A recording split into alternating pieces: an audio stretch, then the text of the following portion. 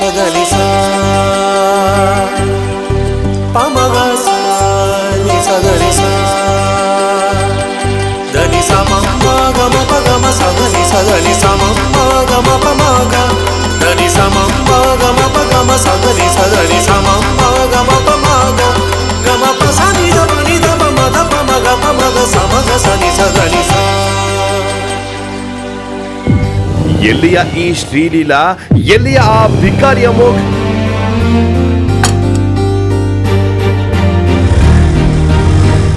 Madam 350 ಆಯ್ತು. Okay, keep the change.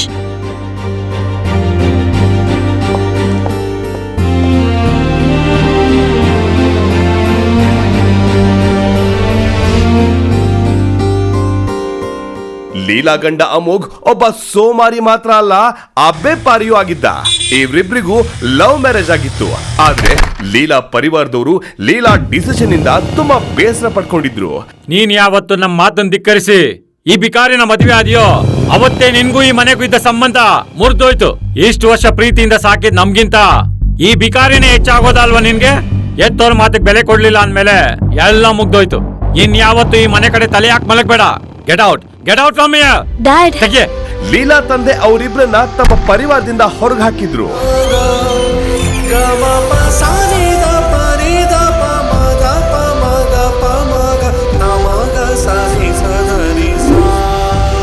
ಮದುವೆ ಆದ ಒಂದೆರಡು ವರ್ಷಗಳಲ್ಲೇ ಅವರ ಪ್ರೀತಿ ಕ್ಷೀಣಿಸ್ತಾ ಹೋಗಿತ್ತು.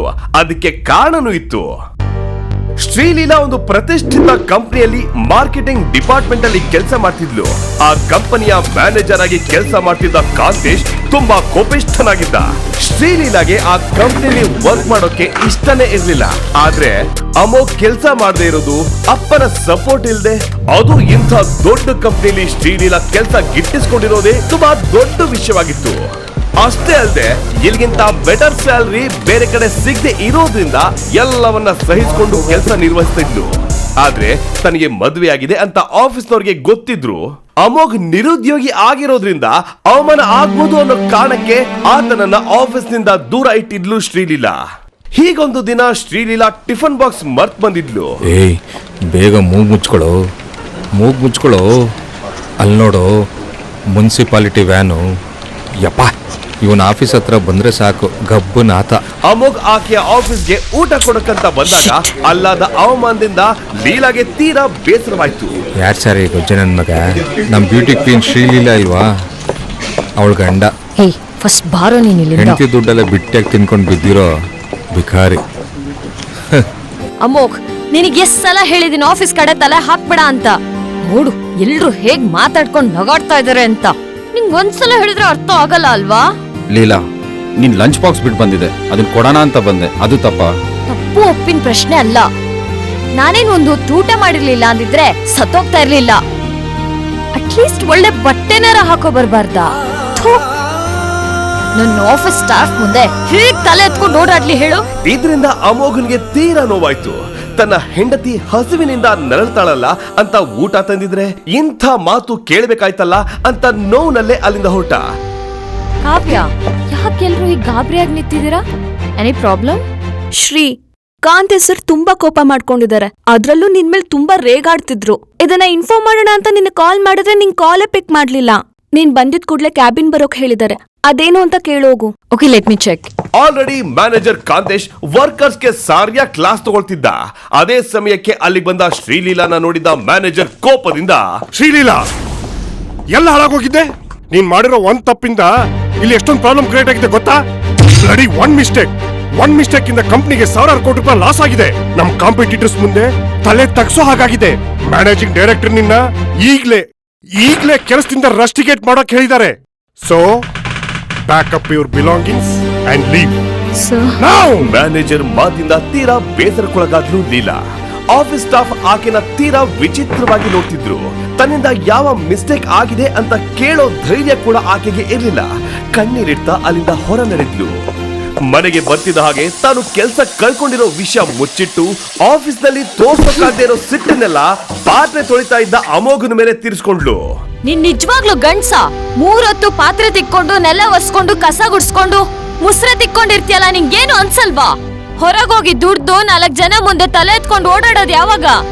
ನಂಗಂತೂ 2 ವರ್ಷದಿಂದ ನಿನ್ ಜೊತೆ ಹೇಗೆ ಸಾಕಾಯ್ತು. ನಿಂಗೋಸ್ಕರ ಅಪ್ಪ ಅಮ್ಮನ್ ಬಿಟ್ ಬಂದ್ರೆ ಹೀಗ ನೋಡ್ಕೊಳ್ಳೋದು. It's not working anymore. Let's get divorced ಅಂತ ಕಟುವಾಗಿ ಹೇಳಿದ್ಲು. ಇದರಿಂದ ಅಮೋಘ್ ಮನ್ಸಿಗೆ ಘಾಸಿ ಉಂಟಾಯ್ತು. ಹೀಗೆ ಹೇಳಿದ್ರಾದ್ರೂ ಅಮೋಘ್ ಬುದ್ಧಿ ಕಲಿತಾನೆ, ರೆಸ್ಪಾನ್ಸಿಬಲ್ ಆಗಿ ನಡ್ಕೋತಾನೇನೋ ಅನ್ನೋದು ಲೀಲಾಳ ಉದ್ದೇಶವಾಗಿತ್ತು. ಪಾಪ, ನಿಮ್ ನಿರ್ಧಾರ ಸರಿಯಾಗಿತ್ತು. ಆ ಅಮೋಘ್ ಕೈಲಾಗ್ದೋನು. ನಾನು ಅವನ್ಗೆ ಡಿವೋರ್ಸ್ ಕೊಟ್ಟೇ ಕೊಡ್ತೀನಿ. ನೀವ್ ಈ ಮನೆಗೆ ಮತ್ತೆ ನನ್ನ ಸೇರ್ಸ್ಕೊಳ್ಳಿ ಪ್ಲೀಸ್. ಲೀಲಾ ತನ್ನ ಕುಟುಂಬಕ್ಕೆ ವಾಪಸ್ ಹೋಗೋದಕ್ಕೆ ಯಾವ ಕೆಲಸ ಮಾಡೋಕ್ಕೂ ಬೇಕಿದ್ರೆ ತಯಾರಿದ್ಲು. ಆದ್ರೆ ಅವರ ತಂದೆ ಎಂಥ ಷರತ್ತನ ಮುಂದಿಟ್ರೋ ಅದನ್ನ ಕೇಳಿ ಲೀಲಾ ತಲೆ ಚಕ್ಕರ್ ಹೊಡಿತು. ನೋಡು ಲೀಲಾ, ನೀನ್ ಈ ಮನೆಗೆ ವಾಪಸ್ ಬರ್ಲೇಬೇಕು ಅನ್ನೋದಾದ್ರೆ ಒಂದ್ ಕೆಲ್ಸ ಮಾಡು. ನಮ್ ಹೋಟೆಲ್ ಪ್ರಾಜೆಕ್ಟ್ಗೆ ಎಲ್ಲಿಂದನಾದ್ರೂ 100 ಕೋಟಿ ಫಂಡ್ಸ್ ತಗೊಂಬ. ಆಗ ನೀನು ಈ ಮನೆ ಮಗಳೂ ಆಗಿರ್ತೀಯ, ಈ ಕುಟುಂಬದ ಸದಸ್ಯನೂ ಆಗಿರ್ತೀಯ. ಏನಂತೀಯ?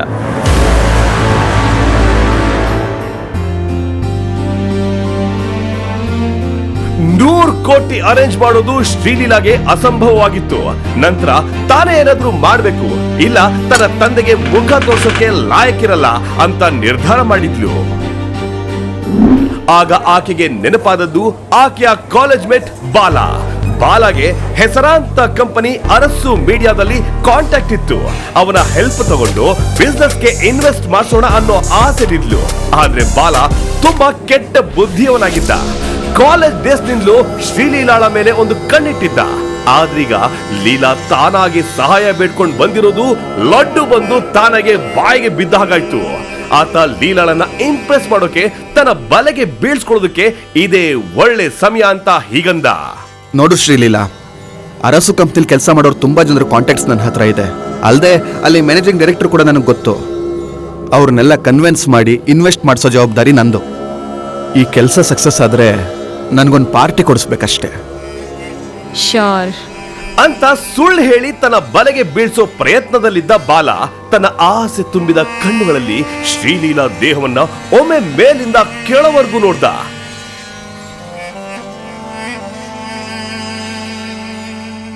ನಂತರ ಮನ್ಸಲ್ಲೇ, ನಿನಗೇನೋ ಸಹಾಯ ಮಾಡ್ತೀನಿ ಅಂತ ಅನ್ಕೊಂಡಿದ್ಯಾ ಲೀಲಾ? No way. ಅರಸು ಮೀಡಿಯಾಗೆ ಹೋಗಿದ್ದೆ, ಕೆಲಸ ಮುಗೀತು, ಅವ್ರು ಇನ್ವೆಸ್ಟ್ ಮಾಡ್ತಾರೆ ಅಂತ ಸುಳ್ಳು ಹೇಳಿ ಪಾರ್ಟಿ ಕೇಳೋ ನೆಪದಲ್ಲಿ ನಿನ್ನ ರೆಸಾರ್ಟ್ ಕರ್ಕೊಂಡು ಹೋಗ್ತೀನಿ. Okay Leela, let's go. Yeah sure. ಆದ್ರೆ ಬಾಲನ ಯಾವ ಪ್ಲಾನ್ ಬಗ್ಗೆನೂ ತಿಳಿಯದೇ ಇದ್ದ ಶ್ರೀಲೀಲಾ ಅವನ ಕಾರನ್ನ ಹತ್ತಿ ಕೂತ್ಕೋತಾಳೆ. ಬಾಲ ತನ್ನ ಪ್ಲಾನಿನಂತೆ ಅರಸು ಕಂಪನಿಗೆ ಲೀಲಾಳನ್ನ ಕರ್ಕೊಂಡು ಹೋಗಿ ಅವರಿವರ ಜೊತೆ ಮಾತನಾಡಿ ಲೀಲಾ ಪರಿಚಯ ಮಾಡಿಸಿ ತನಗೆ ದೊಡ್ಡ ಕಾಂಟ್ಯಾಕ್ಟ್ ಇದೆ ಅಂತ ತೋರಿಸ್ಕೊಳ್ತಾ ಹೋದ್ರೆ ಲೀಲಾ ಅದೆಲ್ಲವನ್ನು ನಂಬ್ತಾ ಹೋಗ್ತಾಳೆ. ಆದ್ರೆ ಇದೆಲ್ಲವೂ ಬಾಲನ ಪ್ಲಾನ್ ನ ಒಂದು ಭಾಗ ಅನ್ನೋದು ಮಾತ್ರ ತಿಳಿಯದಾಗದೆ ಹೋಗ್ತಾಳೆ. ಶ್ರೀಲೀಲಾ, ಕಂಗ್ರ್ಯಾಚುಲೇಷನ್ಸ್. ಅರಸು ಕಂಪ್ನಿಯವರು ನಿನ್ನ ಪ್ರಾಜೆಕ್ಟ್ಗೆ ಇನ್ವೆಸ್ಟ್ ಮಾಡೋಕೆ ಒಪ್ಕೊಂಡಿದ್ದಾರೆ. Thank you so much. ಅವ್ರಿಗೆ ನಿನ್ನ ಕಾನ್ಸೆಪ್ಟ್ಸು ಪ್ರಾಜೆಕ್ಟ್ ಎಲ್ಲ ತುಂಬಾ ಇಷ್ಟ ಆಗಿದೆ.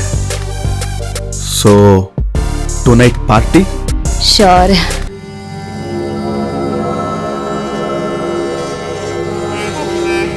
ಪಾರ್ಟಿ ಕೇಳೋ ನೆಪದಲ್ಲಿ ಬಾಲ ತನ್ನ ರೆಸಾರ್ಟ್ಗೆ ಲೀಲಾಳನ್ನ ಕರ್ಕೊಂಡು ಹೋಗ್ತಾನೆ.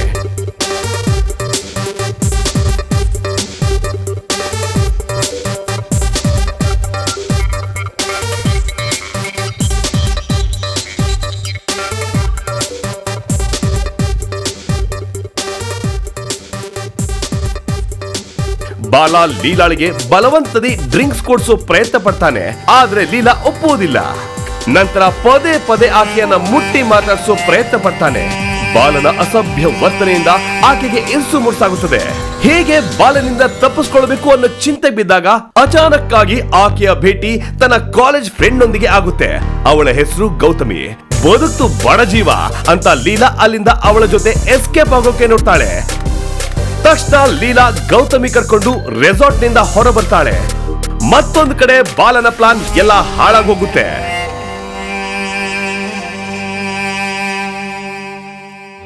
25 ವರ್ಷದ ಅಮೋಘ್ ಒಂದು ಹೊತ್ತಿನ ಊಟಕ್ಕೂ ಗತಿ ಇಲ್ಲದೆ ಬೀದಿ ಬೀದಿ ಸುತ್ತುತ್ತಿದ್ದಾಗ ಅವನಿಗೆ ಶ್ರೀಲೀಲಾಳ ಪರಿಚಯ ಆಗುತ್ತೆ. ಇಬ್ಬರ ನಡುವೆ ಸ್ನೇಹ ಬೆಳೆದು ಅದು ಪ್ರೇಮವಾಗಲು ತುಂಬಾ ಸಮಯ ಹಿಡಿಯುವುದಿಲ್ಲ.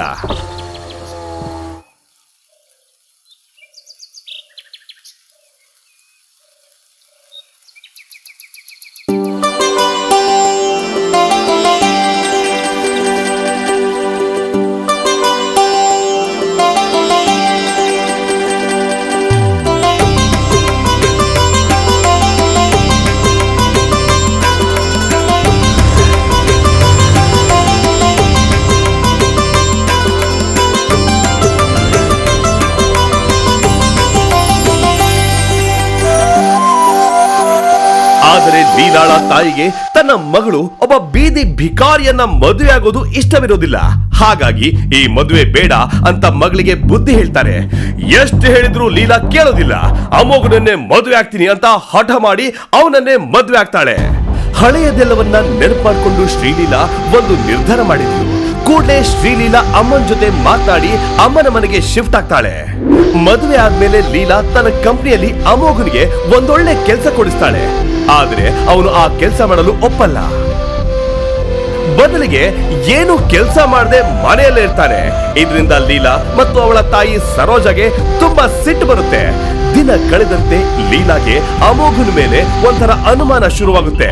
ಅವನು ಇದ್ದಕ್ಕಿದ್ದಂತೆ ಎಲ್ಲೋ ಹೋಗೋದು, ಲ್ಯಾಪ್ಟಾಪ್ ಅಲ್ಲಿ ಯಾರಿಗೋ ಮೇಲ್ಗಳನ್ನ ಮಾಡೋದು, ಇವೆಲ್ಲ ಲೀಲಾ ಗಮನಿಸ್ತಾಳೆ.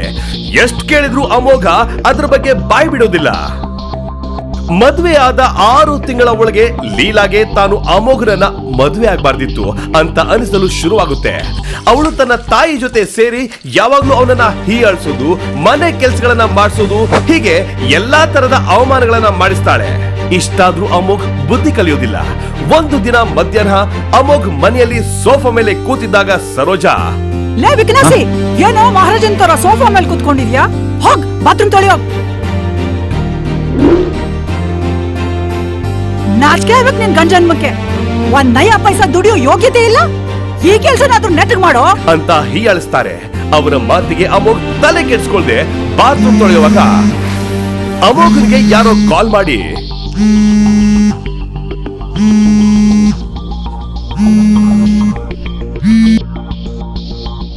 ಹಲೋ ಅಮೋಘ್ ಸರ್, ಎಲ್ಲ ರೆಡಿ ಇದೆ. ನಾನು ಗೇಟ್ ಹೊರಗಡೆ ನಿಂತಿದ್ದೀನಿ, ಬೇಗ ಬಂದು ಇಸ್ಕೊಳ್ಳಿ ಸರ್. ಹಾ ಬಂದೆ. ಬಾತ್ರೂಮ್ ತೊಳೆಯುತ್ತಿದ್ದ ಆ ಅಮೋಘ್ ಆ ಕೆಲಸವನ್ನ ಬಿಟ್ಟು ಮನೆಯ ಹೊರಗೆ ಬರ್ತಾನೆ. ಆಗ ಒಬ್ಬ ವ್ಯಕ್ತಿ ಬಂದು ಒಂದು ಬಾಕ್ಸ್ ಅನ್ನ ಅಮೋಘನ್ ಕೊಡ್ತಾನೆ. ಇನ್ಮೇಲೆ ಇಲ್ಲಿ ಬರಕ್ ಹೋಗ್ಬೇಡ, ಮೊದ್ಲೇ ನನ್ ಮೇಲೆ ಅನುಮಾನ ಬಂದಿದೆ, ಹೊರಡಿಲಿಂದ ಅಂತ ಹೇಳಿ ಆ ವ್ಯಕ್ತಿಯನ್ನ ಕಳಿಸಿ ಮನೆಯೊಳಗೆ ಬಂದಾಗ ಅಲ್ಲೇ ಇದ್ದ ಲೀಲಾ, ಯಾರೋ ಅದು? ಏನೋ ಕದ್ದು ಮುಚ್ಚಿ ಮಾಡ್ತಾ ಇದೆಯಾ ಅಂತ ನಂಗೆ ಗೊತ್ತು. ಸದ್ಯದಲ್ಲೇ ಪತ್ತೆ ಹಚ್ತೀನಿ ಅಂತ ಹೇಳ್ತಾಳೆ. ಅಮೋಘ್ ಏನು ಮಾತಾಡದೆ ರೂಮ್ ಬಂದ. ಅಬ್ಬಾ, ಸದ್ಯ ಬಾಕ್ಸ್ ಅಲ್ಲಿ ಏನಿದೆ ಅಂತ ತೋರ್ಸು ಅಂತ ಹೇಳಿಲ್ವಲ್ಲ ಅಂತ ಮನ್ಸಲ್ಲಿ ಹೇಳ್ಕೊಂಡು ಸಮಾಧಾನ ಪಡ್ಕೋತಾನೆ.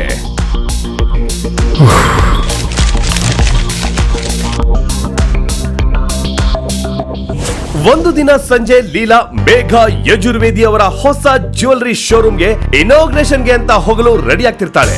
ಮೇಘ ಯಜುರ್ವೇದಿ ಅವರ ಹೊಸ ಶೋರೂಮ್ ಭಾರತದಲ್ಲೇ ದೊಡ್ಡ ಜ್ಯುವೆಲರಿ ಶೋರೂಮ್ ಆಗಿರುತ್ತದೆ. ಹಾಗಾಗಿ ಅದರ ಇನಾಗ್ರೇಷನ್ಗೆ ಭಾರತದ ಎಲ್ಲಾ ಬಿಸಿನೆಸ್ ಮ್ಯಾನ್ ಗಳನ್ನ ಅವರು ಇನ್ವೈಟ್ ಮಾಡಿರ್ತಾರೆ. ಲೀಲಾ ರೆಡಿಯಾಗಿ, ಮಾಮ್ ಮಾಮ್ ಏನ್ಲಿಲ್ಲ, ನಾನು ಮೇಘ ಯಜುರ್ವೇದಿ ಅವ್ರದ್ದು ಹೊಸ ಶೋರೂಮ್ ಓಪನ್ ಆಗಿದೆಯಲ್ಲ, ಅಲ್ಲಿ ಹೋಗ್ಬಿಟ್ ಬರ್ತೀನಿ. ಹೋಗ್ಬಿಟ್ ಬಾ. ಚೆನ್ನಾಗ್ ಕಾಣ್ತಾ ಇದೀನಾ? ಲೀಲಾ, ಹಾ? ನಾನು ಬರ್ತೀನಿ. ಲೇ ಬಿಕಾರಿ, ನಿನ್ನಂತೋನು ಅಲ್ಲೆಲ್ಲ ಬರ್ಬಾರ್ದು. ನೀನೇನಿದ್ರು ಮನೇಲಿ ಬಾತ್ರೂಮ್ ಕ್ಲೀನ್ ಮಾಡ್ಕೊಂಡಿರಕ್ ಅಷ್ಟೇ ಲಾಯಕ್ಕು. ಸರಿ ಮಾಮ್, ನಾನು ಹೋಗ್ ಬರ್ತೀನಿ ಅಂತ ಹೇಳಿ ತನ್ನ ಕಾರ್ನಲ್ಲಿ ಹೋಗ್ತಾಳೆ. ಅಮೋಘ್ ಬಸ್ ನಲ್ಲಿ ಮೇಘ ಯಜುರ್ವೇದಿ ಅವರ ಹೊಸ ಶೋರೂಮ್ ನ ಕಡೆ ಹೋಗ್ತಾನೆ.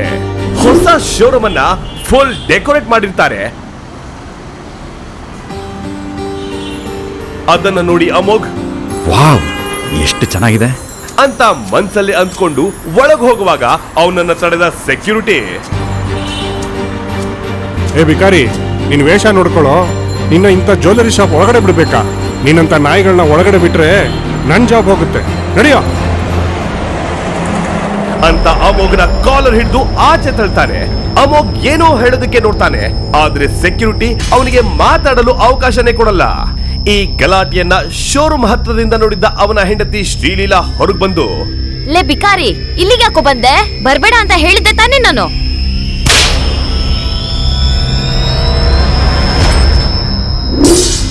ಅಲ್ಲಿದ್ದ ಎಲ್ರಿಗೂ ಈಗ ಮೇಘ ಯಜುರ್ವೇದಿ ಕಾರ್ನಿಂದ ಇಳಿತಾರೆ ಅಂತ ಅರ್ಥವಾಗಿ ಎಲ್ರಿಗೂ ಖುಷಿ ಆಗುತ್ತೆ.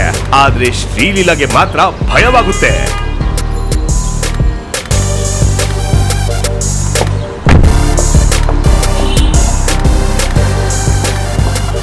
Hi ma'am.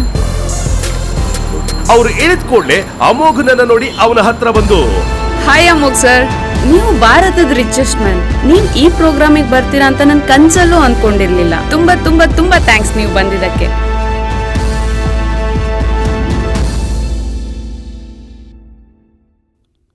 Sreeleela, thank you. ನನಗೆ ಗೊತ್ತಿತ್ತು ನೀವು ಅಮೋಘ್ ಸರ್ ಹೆಂಡ್ತಿ ಅಂತ, ಅದಕ್ಕೆ ನಿಮ್ಮನ್ನು ಇನ್ವೈಟ್ ಮಾಡಿದೆ. ನೀವು ಅವರನ್ನು ಕರ್ಕೊಂಬಂದ್ರಲ್ಲ, ಇದು ನಮ್ಮ ಅದೃಷ್ಟ. ಈ ಮಾತುಗಳನ್ನ ಕೇಳಿ ಲೀಲಾಗೆ ಭೂಮಿಯೇ ಕುಸ್ತಂತಾಗುತ್ತೆ. ಹಾಗಾದ್ರೆ ಯಾರು ಈ ಅಮೋಘ್ ಅರಸು? ಅವನು ಭಾರತದ ರಿಚೆಸ್ಟ್ ಮ್ಯಾನ್ ಆಗಿದ್ದು ಹೇಗೆ? ಲೀಲಾ ಮನೆಯಲ್ಲಿ ಭಿಕಾರಿ ಅಂತಿರುವ ಅಮೋಘನನ್ನ ಮೇಘ ಯಜುರ್ವೇದಿ ಪ್ರೋಗ್ರಾಂಗೆ ಕರೆದಿದ್ದು ಯಾಕೆ? ಅಮೋಘನಿಗೆ ಬಾಕ್ಸ್ ಕೊಟ್ಟ ವ್ಯಕ್ತಿ ಯಾರು? ಆ ಬಾಕ್ಸ್ ನಲ್ಲಿ ಏನಿತ್ತು? ಅಷ್ಟಕ್ಕೂ ಶ್ರೀಲೀಲಾ ಸ್ನೇಹಿತೆ ಗೌತಮಿ ಯಾಕೆ 100 ಕೋಟಿ ಕೊಟ್ಟು ಅಮೋಘನನ್ನ ಮದುವೆ ಆಗೋದಕ್ಕೆ ನೋಡಿದ್ಲು? ಗೌತಮಿಗೆ ಮೊದಲೇ ಈ ಅಮೋಘನ ಪರಿಚಯ ಇತ್ತ? 100 ರೂಪಾಯಿಗೂ ಪರದಾಡ್ತಾ ಇದ್ದ ಅಮೋಘನನ್ನ ಗೌತಮಿ 100 ಕೋಟಿ ಕೊಟ್ಟು ಪರ್ಚೇಸ್ ಮಾಡಿರೋ ಪ್ಲಾನ್ ಹಿಂದಿರೋ ರಹಸ್ಯವಾದ್ರೂ ಏನು? ಶ್ರೀಲೀಲಾ ಆ 100 ಕೋಟಿನ ತಗೊಂಡು ಪುನಃ ಅಪ್ಪನ ಮನೆಯಲ್ಲಿ ಸೇರಿ ಪ್ರೀತಿಸಿ ಮದುವೆ ಆಗಿರೋ ಅಮೋಘನನ್ನ ಬಿಟ್ಟೋಗ್ತಾಳ? ಶ್ರೀಲೀಲಾಳನ್ನ ಅನುಭವಿಸ್ಬೇಕಂತ ಸ್ಕೆಚ್ ಹಾಕಿರೋ ಬಾಲನ ಪ್ಲಾನ್ ವರ್ಕೌಟ್ ಆಗುತ್ತಾ? ಏನ್ ಮಾತಾಡ್ತಾ ಇದೀಯ ಅಂತ ಅರ್ಥ ಆಗ್ತಿದೆ ನಿನಗೆ? ಯಾರಿಗ್ ಸಿಇಒ ಅಂತ ಹೇಳಿದ್ದು ನೀನು? ಅವನು ಸಿಇಒ ಅಲ್ಲ, ನಮ್ಮ ಕಂಪನಿ ಹೊಸ ಸೆಕ್ಯೂರಿಟಿ ಗಾರ್ಡ್. ನೀನ್ ತಪ್ಪು ತಿಳ್ಕೊಂಡಿದ್ಯಾ ಭಾವನಾ ಅಂತ ಅನ್ಲು. ಆದರೆ ಭಾವನಾ ಅವಳ ಮಾತಿಗೆ ಇಲ್ಲ ಅಂತ ತಲೆ ಆಡಿಸ್ತಾ, ನಾನೇನು ತಪ್ಪು ತಿಳ್ಕೊಂಡಿಲ್ಲ, ನಿನ್ನೆ ಅಷ್ಟೇ ಧೀರಜ್ ಸರ್ ನನ್ನನ್ನು ಕರೆದು ಈ ಡಾಕ್ಯುಮೆಂಟ್ಸ್ ಎಲ್ಲ ಕೊಟ್ಟಿದ್ದಾರೆ. ಅಷ್ಟೇ ಅಲ್ಲ, ನಮ್ಮ ಹೊಸ ಸಿಇಒ ಫೋಟೋ ಸೆಂಡ್ ಮಾಡಿ ಇವ್ರನ್ನ ವೆಲ್ಕಮ್ ಮಾಡಬೇಕು ಅಂತಲೂ ಹೇಳಿದರು. ನೀವೇ ನೋಡಿ ಬೇಕಿದ್ರೆ, ಈ ಫೋಟೋದಲ್ಲಿರೋದು ಇವರೇ ಅಂತ ಮೊಬೈಲ್ ತೆಗೆದು ಅಮೋಘನ್ ಫೋಟೋ ತೋರಿಸಿದ್ಲು. ಅಂಕಿತಾ, ಯದ್ವಿಕಾ ಇಬ್ಬರು ಆ ಫೋಟೋ ನೋಡಿದ್ರು. ಅದರಲ್ಲಿರೋ ವ್ಯಕ್ತಿ ನೋಡೋಕೇನೋ ಸುಮಾರಾಗಿ ಅಮೋಘನ್ ಥರನೇ ಕಾಣಿಸ್ತಾ ಇದ್ದ. ಆದರೆ ಇಷ್ಟು ದೊಡ್ಡ ಮೀಡಿಯಾ ಕಂಪನಿ ಸಿಇಒ ಇಷ್ಟು ಸಿಂಪಲ್ ಆಗಿ ಒಂದು ಮುರಿದೋಗಿರೋ ಬೈಕಲ್ಲಿ ಬರಕ್ಕೆ ಹೇಗೆ ಸಾಧ್ಯ? ಇದು ಮಾತ್ರ ಯಾರಿಗೂ ಅರ್ಥವಾಗಲಿಲ್ಲ. ಯದ್ವಿಕಾ ಅಂತೂ ಭಾವನನ ಮಾತನ್ನ ಈಗಲೂ ನಂಬಕ್ಕೆ ರೆಡಿನೇ ಇರಲಿಲ್ಲ. ನೋ, ನಾನು ಇದನ್ನ ನಂಬಲ್ಲ. ನನಗೆ ಈ ಹುಡುಗ ಚೆನ್ನಾಗಿ ಗೊತ್ತು. ಇವನು ನನ್ನ ಹಳೆ ಕ್ಲಾಸ್ಮೇಟ್. ಇವನ ಹೆಸರು ಅಮೋಘ್ ಅಂತ. ಇವನು ಸಿಇಒ ಆಗಿರೋಕ್ಕೆ ಸಾಧ್ಯನೇ ಇಲ್ಲ. ಯದ್ವಿಕಾ ಮಾತುಗಳನ್ನ ಕೇಳಿದ ಭಾವನಾ ಸ್ಮೈಲ್ ಮಾಡ್ತಾ, ಹಾಗಿದ್ರೆ ನನಗೆ ಕರೆಕ್ಟ್ ಆಗೇ ಇದೆ, ಇವರೇ ನಮ್ಮ ಹೊಸ ಸಿಇಒ. ಯಾಕಂದ್ರೆ ನಿನ್ನೆ ಧೀರಜ್ ಸರ್ ಹೇಳಿದ್ ಕೂಡ ಇದನ್ನೇ. ಅವರು ನನ್ನ ಹತ್ರ ಹೊಸ ಸಿಇಒ ಅಮೋಘ್ ಅಂತ ಹೇಳಿದ್ರು. ಅಷ್ಟಕ್ಕೂ ಈ ಫೋಟೋ 3 ವರ್ಷ ಹಳೇದು. ಸೊ ನ್ಯಾಚುರಲ್ ಆಗಿ ಈಗ ಇವರು ಡಿಫ್ರೆಂಟ್ ಆಗೇ ಕಾಣಿಸ್ತಾರೆ. ಬೇಕಿದ್ರೆ ನೀವೇ ನೋಡಿ ಅಂತ ಹೇಳಿ ಅವಳು ತನ್ನ ಬ್ಯಾಗಿಂದ ಒಂದಷ್ಟು ಫೈಲ್ಸ್ ತೆಗೆದು ಅಂಕಿತಾ ಕೈ ಕೊಟ್ಲು. ಮೊದಲೇ ಗಾಬರಿ ಆಗಿದ್ದ ಅಂಕಿತಾ ಈಗಂತೂ ಇನ್ನಷ್ಟು ಟೆನ್ಷನ್ ಮಾಡಿಕೊಂಡು ಆ ಫೈಲ್ಸ್ ಎಲ್ಲ ಬೇಗ ಟರ್ನ್ ಮಾಡಿದ್ಲು. ಭಾವನಾ ಹೇಳಿದ್ದು ಕರೆಕ್ಟಾಗೇ ಇತ್ತು. ಆ ಫೈಲಲ್ಲಿ ದೊಡ್ಡದಾಗಿ ಅಮೋಘನ ಹೆಸರು ಬರೆದಿತ್ತು. ಅದನ್ನ ನೋಡಿದ ಮೇಲಂತೂ ಅಂಕಿತಾ ಮುಖ ಪೂರ್ತಿಯಾಗಿ ಬೆಳಚ್ಕೊಂತು. ಅವಳ ಹತ್ರ ಈಗ ತಮ್ಮ ಎದುರಿಗೆ ನಿಂತಿರೋ ವ್ಯಕ್ತಿನೇ ಹೊಸ ಸಿಇಒ ಅಂತ ನಂಬೋದನ್ನ ಬಿಟ್ಟು ಬೇರೆ ಆಪ್ಷನ್ನೇ ಇರಲಿಲ್ಲ. ಅವಳು ಸ್ಲೋಲಿ ಅಮೋಘನ ಹತ್ರ ಹೋಗಿ ತಲೆ ತಗ್ಸಿ ನಿಂತ್ಕೊಂಡ್ಲು. I am so sorry sir, ನೀವು ಯಾರು ಅಂತ ಗೊತ್ತಿಲ್ಲದೇನೆ ನಾನು ಏನೇನೋ ಮಾತಾಡ್ಬಿಟ್ಟೆ. ಪ್ಲೀಸ್ ಇದೊಂದು ಸಲ ಕ್ಷಮಿಸಿ ಸರ್, ಇನ್ಯಾವತ್ತೂ ನನ್ನಿಂದ ಇಂಥ ತಪ್ಪು ನಡೆಯಲ್ಲ. ಅವಳು ಹಾಗೆ ಮಾಡಿದ್ದು ನೋಡಿದ್ದೆ ಯದ್ವಿಕಾ ಕೂಡ ಅಮೋಘನ ಹತ್ರ ಓಡ್ ಬರ್ತಾ, mister Aras, I am sorry, ಏನೋ ತಿಳಿದೆ ತಪ್ಪು ಮಾಡಿಬಿಟ್ಟೆ. ಪ್ಲೀಸ್ ನನ್ನ ಮೇಲೆ ಕೋಪ ಮಾಡ್ಕೋಬೇಡಿ, ಇನ್ನು ಮುಂದೆ ನಾನು ಯಾವತ್ತೂ ಹೀಗೆ ಮಾಡಲ್ಲ ಅಂತ ಅಂದ್ಲು. ಅಮೋಘ್ ಅವ್ರು ಯಾರ ಮಾತಿಗೂ ರಿಯಾಕ್ಟ್ ಮಾಡಲಿಲ್ಲ. ಬದಲಿಗೆ ಟೈಮ್ ನೋಡಿ ಭಾವನಾ ಜೊತೆ ಆಫೀಸ್ ಕಡೆ ಹೊರಟ. ಅವನು ಹಾಗೆ ಹೊರಟಿದ್ದು ನೋಡಿ ಉಳಿದವರು ಕೂಡ ಅವನನ್ನೇ ಫಾಲೋ ಮಾಡಿದ್ರು. 2 ವರ್ಷದ ಹಿಂದೆ ಅರಸ್ ಫ್ಯಾಮಿಲಿಯಿಂದ ಹೊರಗೆ ಬಿದ್ದಾಗಿಂದ ಅಮೋಘ್ ಇವತ್ತೇ ಫಸ್ಟ್ ಟೈಮ್ ಇಂಥ ದೊಡ್ಡ ಜಾಗಕ್ಕೆ ಬಂದಿದ್ದ. ಆ ಕಂಪನಿ ಅವನ ಫ್ಯಾಮಿಲಿಗೆ ಸೇರಿದ್ರು. ಇವತ್ತದು ಅವನಿಗೆ ತುಂಬ ಡಿಫ್ರೆಂಟಾಗಿ ಕಾಣ್ತಾ ಇತ್ತು. ಅವನು ಆಫೀಸ್ ಎಂಟ್ರೆನ್ಸ್ನಲ್ಲಿ ನಿಂತ್ಕೊಂಡು ಸುತ್ತಲೂ ಒಂದ್ಸಲ ತಿರುಗಿ ನೋಡ್ದ. ಎಲ್ಲರ ಪರಿಚಯ ಮಾಡಿಕೊಂಡ ಅಮೋಘ್ ಡೈರೆಕ್ಟ್ ಆಗಿ ತನ್ನ ಕ್ಯಾಬಿನ್ ಕಡೆ ಹೊರಟ. ಅವನನ್ನ ಯದ್ವಿಕಾ ಮತ್ತೆ ಅಂಕಿತಾ ಕೂಡ ಫಾಲೋ ಮಾಡ್ತಾ ಕ್ಯಾಬಿನ್ಗೆ ಬಂದ್ರು. ಅವರಿಬ್ರು ತನ್ನ ಹಿಂದೆನೆ ಇಲ್ಲಿ ತನಕ ಬಂದಿರೋದನ್ನ ನೋಡಿದ್ದ ಅಮೋಘ್ ಹುಬ್ಬೇರೆಸ್ತಾ, ನಿಮ್ಮಿಬ್ಬರಿಗೂ ಇನ್ನೂ ಏನಾದ್ರೂ ನನ್ನ ಹತ್ರ ಮಾತಾಡೋದಿದ್ಯಾ ಅಂತ ಕೇಳ್ದ. ಅಂಕಿತಾಗೆ ಮುಜುಗರ ಆದ್ರೂ ಕೂಡ ಅದನ್ನ ತೋರಿಸ್ಕೊಳ್ದೆ, ಅದು ಸರ್, ಆಗ ನನ್ನಿಂದ ತುಂಬಾ ದೊಡ್ಡ ತಪ್ಪಾಗೋಯ್ತು. I am really sorry sir, ಇನ್ಯಾವತ್ತೂ ಇಂಥ ಮಿಸ್ಟೇಕ್ ಆಗಲ್ಲ. ಮತ್ತೆ ಯದ್ವಿಕಾ ಕಾಂಟ್ರಾಕ್ಟ್ ಸೈನ್ ಮಾಡೋದ್ರ ಬಗ್ಗೆ ಅಂತ ಹೇಳಿ ತನ್ನ ಮಾತನ್ನ ಅಲ್ಲೇ ಪಾಸ್ ಮಾಡಿ ಅಮೋಘನ್ ಮುಖ ನೋಡಿದ್ಲು. ಅಮೋಘ್ ಏನೂ ಅರ್ಥ ಆಗದಿರೋ ಥರ, ಕಾಂಟ್ರಾಕ್ಟ್ ಸೈನಾ? ಯಾವ ಕಾಂಟ್ರಾಕ್ಟ್ ಅಂತ ಕೇಳ್ದ. ಆಗ ಯದ್ವಿಕಾ ಮಧ್ಯೆ ಬಾಯಿ ಹಾಕಿ, ಮಿಸ್ಟರ್ ಅರಸ್, ಇಷ್ಟು ಬೇಗ ಮರ್ತ್ಬಿಟ್ರ? ಆಗ್ಲೇ ಹೇಳಿದ್ನಲ್ಲ ಇವತ್ತು ನನ್ನ ಕಾಂಟ್ರಾಕ್ಟ್ ಸೈನ್ ಇದೆ ಅಂತ. ಇನ್ಫ್ಯಾಕ್ಟ್ ನಾನಿವತ್ತು ಇಲ್ಲಿಗೆ ಬಂದಿದ್ದೆ ಆ ಕೆಲ್ಸಕ್ಕೆ ಅಂತ ನೆನಪು ಮಾಡೋದಕ್ಕೆ ಟ್ರೈ ಮಾಡಿದ್ಲು. ಅಷ್ಟೊತ್ತು ಟೇಬಲ್ ಮೇಲಿದ್ದ ಒಂದೊಂದೇ ಫೈಲ್ಸ್ನ ಚೆಕ್ ಮಾಡ್ತಿದ್ದ ಅಮೋಘ್ ಅವಳು ಮಾತು ಕೇಳಿ ಅದನ್ನ ಕ್ಲೋಸ್ ಮಾಡ್ದ. ಅವನು ಏನೂ ಮಾತಾಡದೆ ಇದ್ರು ತನ್ನ ಚೇರಿಗೆ ಹೊರಗಿ ಅವರಿಬ್ಬರನ್ನೇ ನೋಡ್ತಾ ಸ್ಮೈಲ್ ಮಾಡ್ದ. ಆದ್ರೆ ಆ ಸ್ಮೈಲ್ ಅರ್ಥ ಏನು ಅಂತ ಅವರಿಬ್ರಿಗೂ ಗೊತ್ತಾಗ್ಲಿಲ್ಲ. ಅಂಕಿತಾ ಅಂತೂ ಹೇಗಾದ್ರೂ ಮಾಡಿ ಅವನನ್ನ ಒಪ್ಪಿಸ್ಲೇಬೇಕು ಅಂತ ಡಿಸೈಡ್ ಮಾಡಿದ್ಲು. ಹಾಗಾಗಿ ಪ್ಲೀಸ್ ಸರ್, ನನ್ನ ಕಡೆಯಿಂದ ತಪ್ಪಾಗಿದೆ ಅಂತ ನಾನು ಒಪ್ಕೋತೀನಿ, ಆದ್ರೆ ನಾನು ಮಾಡಿದ ತಪ್ಪಿಗೆ ಯದ್ವಿಕಾ ಶಿಕ್ಷೆ ಕೊಡ್ಬೇಡಿ. ಒಂದು ಕೆಲಸ ಮಾಡೋಣ, ನಿಮ್ಗೆ ಏನ್ ಪನಿಷ್ಮೆಂಟ್ ಕೊಡಬೇಕು ಅನ್ಸುತ್ತೋ ಅದನ್ನ ನನಗೆ ಕೊಡಿ, ಆದ್ರೆ ಯದ್ವಿಕಾ ಕಾಂಟ್ರಾಕ್ಟ್ಗೆ ಪ್ಲೀಸ್ ಸೈನ್ ಮಾಡಿ ಸರ್ ಅಂತ ರಿಕ್ವೆಸ್ಟ್ ಮಾಡ್ಕೊಂಡ್ಲು. ಅದೇ ಸಮಯಕ್ಕೆ ಯಾರೋ ಅಮೋಘ್ನ ಕ್ಯಾಬಿನ್ಗೆ ನಾಕ್ ಮಾಡಿದ ಸೌಂಡ್ ಆಯ್ತು. Sorry to interrupt you sir, but ನಿಮ್ಮನ್ನ ನೋಡಕ್ಕಂತ ಚಕ್ರವರ್ತಿ ಗ್ರೂಪ್ಸ್ ಇಂದ ಪ್ರೀತಮ್ ಚಕ್ರವರ್ತಿ ಅವ್ರು ಬಂದಿದ್ದಾರೆ. ಅರ್ಜೆಂಟ್ ಆಗಿ ನಿಮ್ಮನ್ನ ಮೀಟ್ ಮಾಡಬೇಕು ಅಂತ ರಿಕ್ವೆಸ್ಟ್ ಮಾಡ್ಕೊಳ್ತಾ ಇದ್ದಾರೆ ಅಂತ ಹೇಳಿದ್ಲು. ಪ್ರೀತಮ್ ಚಕ್ರವರ್ತಿ ಹೆಸರು ಕೇಳಿದ್ದೆ ಅಮೋಘನ್ ಮುಖದಲ್ಲಿ ಸಿಟ್ ಕಾಣಿಸ್ಕೊಂತು. ಅವನು ಕೋಪದಲ್ಲಿ, ಪ್ರೀತಮ್ ಚಕ್ರವರ್ತಿನ ಮೊದಲು ಆ ಇಡಿಯಟ್ನ ಹೊರಗೆ ಹಾಕಿ, ನನಗೆ ಅವನ ಜೊತೆ ಒಂದು ಸೆಕೆಂಡು ಮಾತಾಡಕ್ ಇಷ್ಟ ಇಲ್ಲ. ಹಾಗೆ ಇನ್ ಮುಂದೆ ಚಕ್ರವರ್ತಿ ಗ್ರೂಪ್ಸ್ ಅವರಿಗೆ ನಮ್ ಜೊತೆ ಡೀಲ್ ಮಾಡ್ಕೋಬೇಕು ಅಂದ್ರೆ ಪ್ರೀತಮ್ ಬಿಟ್ಟು ಬೇರೆ ಯಾರನ್ನಾದ್ರೂ ಕಳ್ಸಕ್ ಹೇಳಿ ಅಂತ ಆರ್ಡರ್ ಮಾಡ್ದ. ಭಾವನಾ ಈ ಮೆಸೇಜ್ ಪ್ರೀತಮ್ಗೆ ಪಾಸ್ ಮಾಡಿದ್ದೆ ಅವನಿಗೆ ಕೋಪ ತಡ್ಕೊಳಕ್ ಆಗ್ಲಿಲ್ಲ. ರುಕ್ಮಿಣಿ ದೇವಿಗೆ ಪ್ರೀತಮ್ ವಿಷಯ ಗೊತ್ತಾಗಿದ್ದೆ ಅವರು ಇಮಿಡಿಯೇಟ್ ಆಗಿ ಎಮರ್ಜೆನ್ಸಿ ಮೀಟಿಂಗ್ ಕರೆದ್ರು. ಸ್ವಲ್ಪ ಸಮಯಕ್ಕೆ ಎಲ್ಲರೂ ಒಂದ್ ಕಡೆ ಬಂದು ಸೇರ್ತಿದ್ದಂಗೆ ಮಾತು ಶುರು ಮಾಡಿದ ರುಕ್ಮಿಣಿ ದೇವಿ, ನಿಮ್ಗೆಲ್ಲ ಈಗಾಗಲೇ ವಿಷಯ ಗೊತ್ತಾಗಿರ್ಬೋದು, ಇವತ್ತು ಪ್ರೀತಮ್ ಅರಸು ಮೀಡಿಯಾಗೆ ಹೋಗಿದ್ದ, ಆದ್ರೆ ಅವನು ಹೋಗಿದ್ ಕೆಲ್ಸ ಸಕ್ಸಸ್ ಆಗ್ಲಿಲ್ಲ ಅಂತ ಹೇಳಿದ್ರು. ಆಗಷ್ಟೇ ಮನೆಯೊಳಗೆ ಬರ್ತಾ ಇದ್ದ ಪ್ರೀತಮ್ ಈ ಮಾತು ಕೇಳಿದ್ದೇ ಸಿಟ್ಟಾಗಿ, ಏನೋ ಸಕ್ಸಸ್ ಆಗದ ಅಜ್ಜಿ, ಅವ್ರು ನನ್ನನ್ನ ಮೀಟ್ ಮಾಡಕ್ಕೆ ಒಪ್ಲಿಲ್ಲ. ಆ ಹೊಸ ಸಿಇಒ ತನ್ನನ್ನ ತಾನು ಏನ್ ಅನ್ಕೊಂಡ್ಬಿಟ್ಟಿದ್ದಾನೆ, ನನ್ನನ್ನ ಇಡಿಯಟ್ ಅಂತ ಹೇಳ್ದ ಗೊತ್ತಾ? ಅಷ್ಟೇ ಅಲ್ಲ, ಇಮಿಡಿಯೇಟ್ ಆಗಿ ಆಫೀಸಿಂದ ಹೊರಗೆ ಕಳ್ಸಕ್ ಹೇಳ್ದ. ಇನ್ಯಾವತ್ತೂ ನಾನು ಆ ಕಡೆ ಮುಖ ಹಾಕ್ಬಾರ್ದಂತೆ, ಹಾಗೆ ಹೇಳಿ ಕಳ್ಸಿದಾನವನು ಅಂತ ಕೂಗಾಡಕ್ ಶುರು ಮಾಡ್ದ. ಪ್ರೀತಮ್ ಮುಖ ಅಂತೂ ಸಿಟ್ಟಲ್ಲಿ ಕೆಂಪಾಗ್ಬಿಟ್ಟಿತ್ತು. ಆದ್ರೂ ಅಲ್ಲಿರೋ ಯಾರಿಗೂ ಅವನಿಗಾಗಿರೋ ಅವಮಾನಕ್ಕೆ ಅರಸು ಮೀಡಿಯಾದಿಂದ ಎಕ್ಸ್ಪ್ಲನೇಷನ್ ಕೇಳೋ ಧೈರ್ಯ ಇರಲಿಲ್ಲ. ರುಕ್ಮಿಣಿ ದೇವಿ ಕೂಡ ಈಗ ಪ್ರೀತಮ್ನ ಸಮಾಧಾನ ಮಾಡೋ ಬದಲು ಬೇರೆ ಯಾವ ದಾರಿನೂ ಕಾಣಲಿಲ್ಲ. ಐ ಆಮ್ ಸಾರಿ ಪ್ರೀತು, ನಿಂಗೆ ಇವತ್ತು ತುಂಬಾ ಹರ್ಟ್ ಆಗಿರ್ಬೇಕಲ್ಲ ಅಂತ ಅವರು ಪ್ರೀತಮ್ ಭುಜ ಸವರ್ತಾ ಅವರನ್ನ ಸಮಾಧಾನ ಮಾಡಕ್ ಟ್ರೈ ಮಾಡಿದ್ರು. ನಂತರ ಮೀಟಿಂಗ್ಗೆ ಬಂದಿರೋ ಎಲ್ಲರನ್ನೂ ಉದ್ದೇಶಿಸ್ತಾ, ನನಗ್ ಬಂದಿರೋ ಮಾಹಿತಿ ಪ್ರಕಾರ ಹೊಸ ಸಿಇಒ ಇನ್ನೂ ಚಿಕ್ಕ ಹುಡುಗ, ಹಾಗಾಗಿ ನ್ಯಾಚುರಲಿ ಅವನಲ್ಲಿ ತನ್ನ ಪೊಸಿಷನ್ ಬಗ್ಗೆ ಸ್ವಲ್ಪ ಅಹಂಕಾರ ಇದ್ದೇ ಇರುತ್ತೆ. ಆದ್ರೆ ಇಲ್ಲೊಂದು ಒಳ್ಳೆ ಸೈನ್ ಕೂಡ ಇದೆ. ಯಾವಾಗ ನಾವು ಒಳ್ಳೆ ರೆಪ್ರೆಸೆಂಟೇಟಿವ್ಸ್ ನ ಕಳಿಸ್ತೀವೋ ಆಗ ಅವರು ಕೂಡ ನಮ್ಮ ಜೊತೆ ಡೀಲ್ ಮಾಡಕ್ ರೆಡಿ ಆಗ್ತಾರೆ ಅಂತ ಹೇಳಿದ್ದಾರೆ.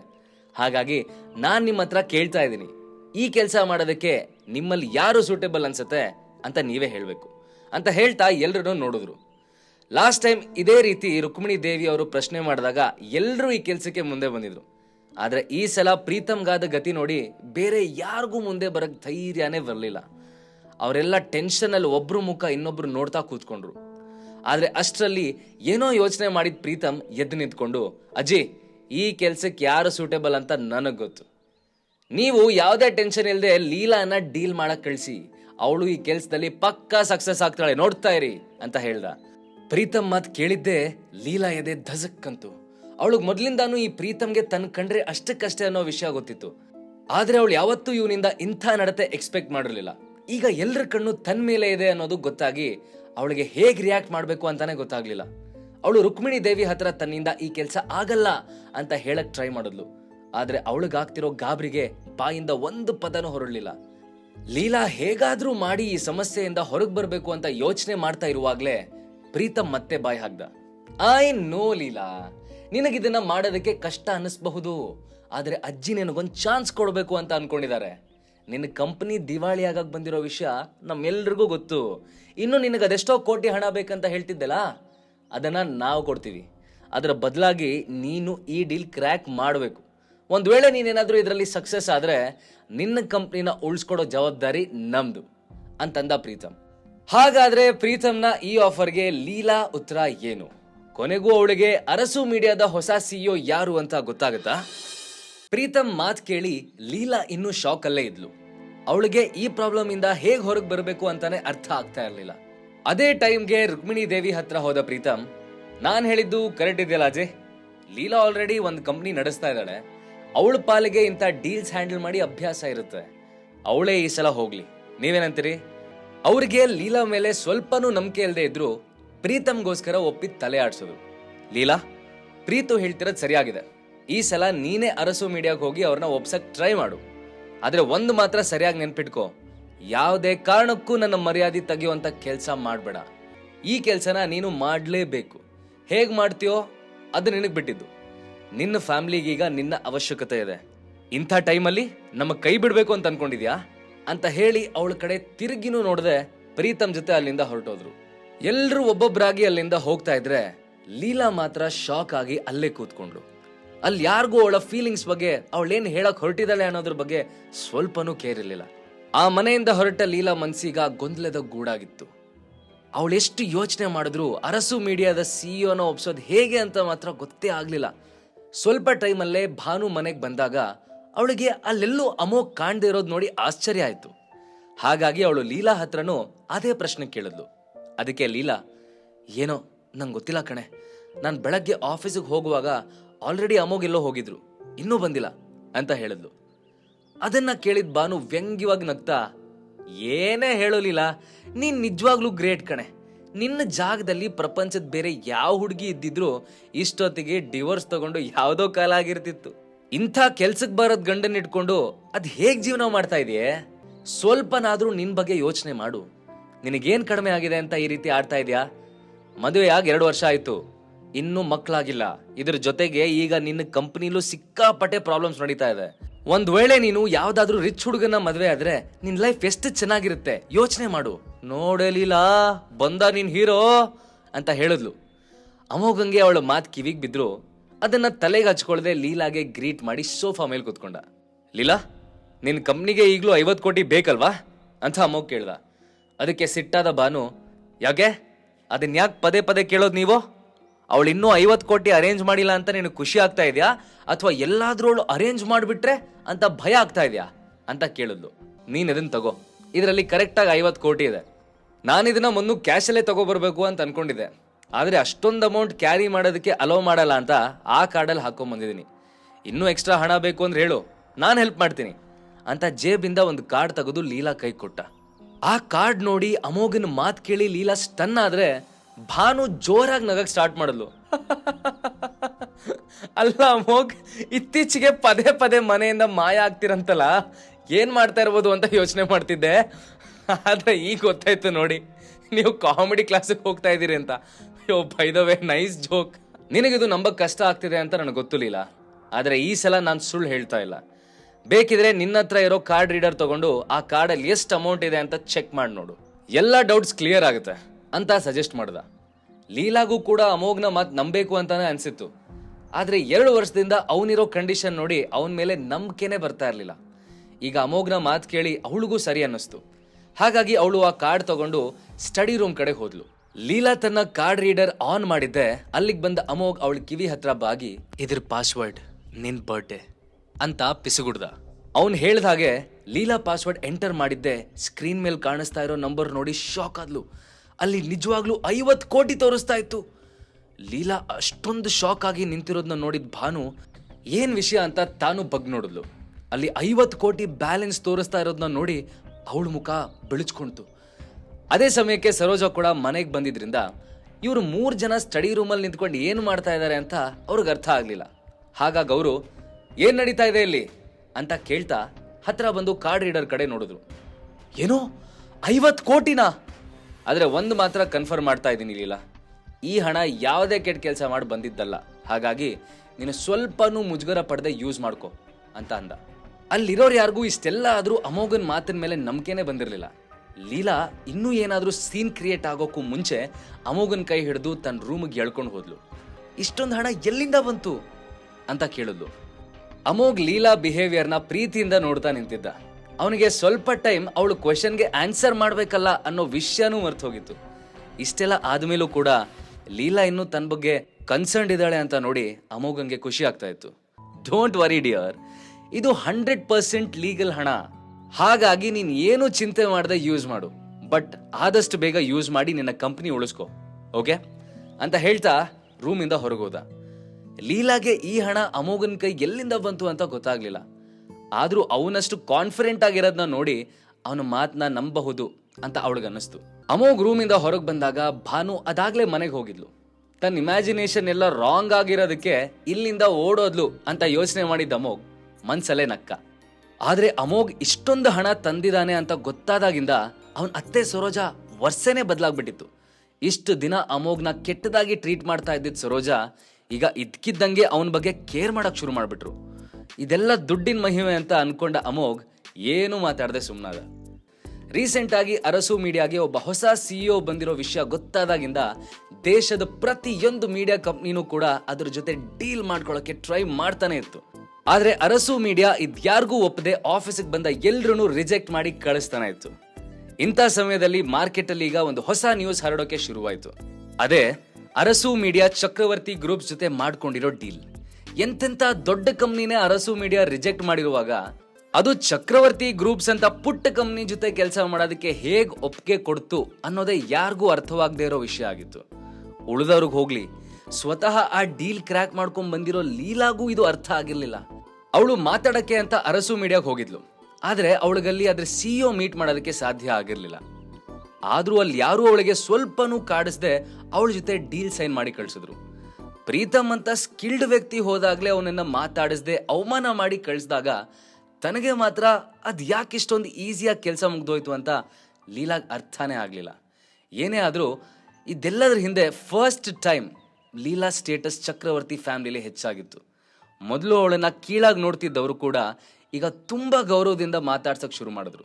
ರುಕ್ಮಿಣಿ ದೇವಿ ಅಂತೂ ಈ ಡೀಲ್ ಕ್ರ್ಯಾಕ್ ಆಗಿರೋ ಖುಷಿಗೆ ಒಂದು ದೊಡ್ಡ ಪಾರ್ಟಿನೇ ಅರೇಂಜ್ ಮಾಡಿದ್ರು. ಅದರಲ್ಲಿ ಈ ಸಲ ಕೇವಲ ಚಕ್ರವರ್ತಿ ಫ್ಯಾಮಿಲಿ ಅಷ್ಟೇ ಅಲ್ಲ, ದೇಶದ ದೊಡ್ಡ ದೊಡ್ಡ ಸೆಲೆಬ್ರಿಟೀಸ್ನೆಲ್ಲ ಇನ್ವೈಟ್ ಮಾಡಲಾಗಿತ್ತು. ಇದರ ಮೂಲಕ ಬಿಸ್ನೆಸ್ ವರ್ಲ್ಡ್ ಅಲ್ಲಿರೋ ಎಲ್ರಿಗೂ ತಮ್ಮ ಸ್ಟೇಟಸ್ ಎಷ್ಟು ಹೆಚ್ಚಾಗಿದೆ ಅಂತ ತಿಳಿಸೋದೇ ರುಕ್ಮಿಣಿ ದೇವಿ ಅವರ ಆಸೆ ಆಗಿತ್ತು. ಅಮೋಘ ಪಾರ್ಟಿಗೆ ಲೀಲಾ ಜೊತೆ ಹೋದ. ಇಷ್ಟು ದೊಡ್ಡ ಡೀಲ್ ಕ್ರ್ಯಾಕ್ ಮಾಡೋದಕ್ಕೆ ಲೀಲಾನೇ ಕಾರಣ ಆಗಿದ್ರಿಂದ ನ್ಯಾಚುರಲ್ ಆಗಿ ಅವಳಿಗವತ್ತು ಅದ್ದೂರಿ ಸ್ವಾಗತನೇ ಸಿಕ್ತು.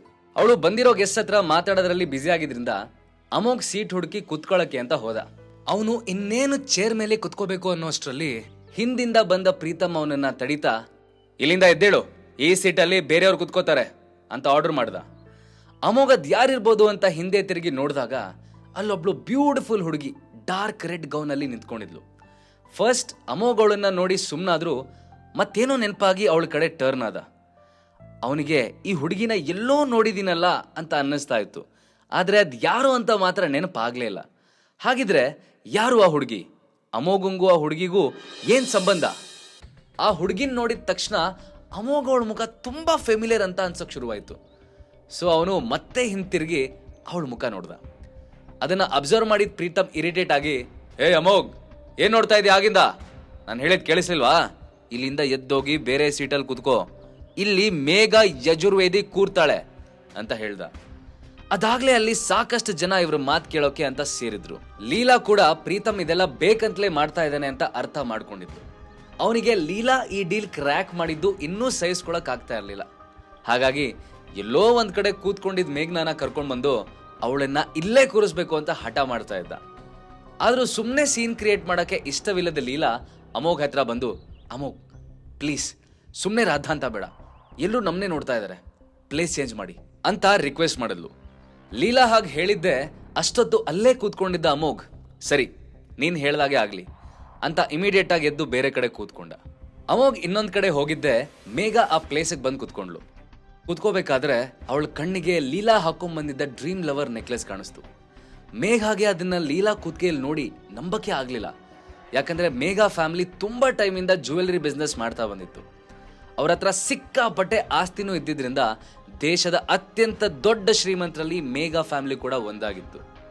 ಇಷ್ಟೊಂದು ಆಸ್ತಿ ಇದ್ದು ಜ್ಯುವೆಲರಿ ಬಿಸ್ನೆಸ್ ಅಲ್ಲೇ ಇದ್ರೂ ಕೂಡ ಮೇಘಾಗೆ ಇದುವರೆಗೂ ಆ ಡ್ರೀಮ್ ಲವರ್ ನೆಕ್ಲೆಸ್ ಪರ್ಚೇಸ್ ಮಾಡಕ್ ಮಾತ್ರ ಸಾಧ್ಯ ಆಗಿರಲಿಲ್ಲ.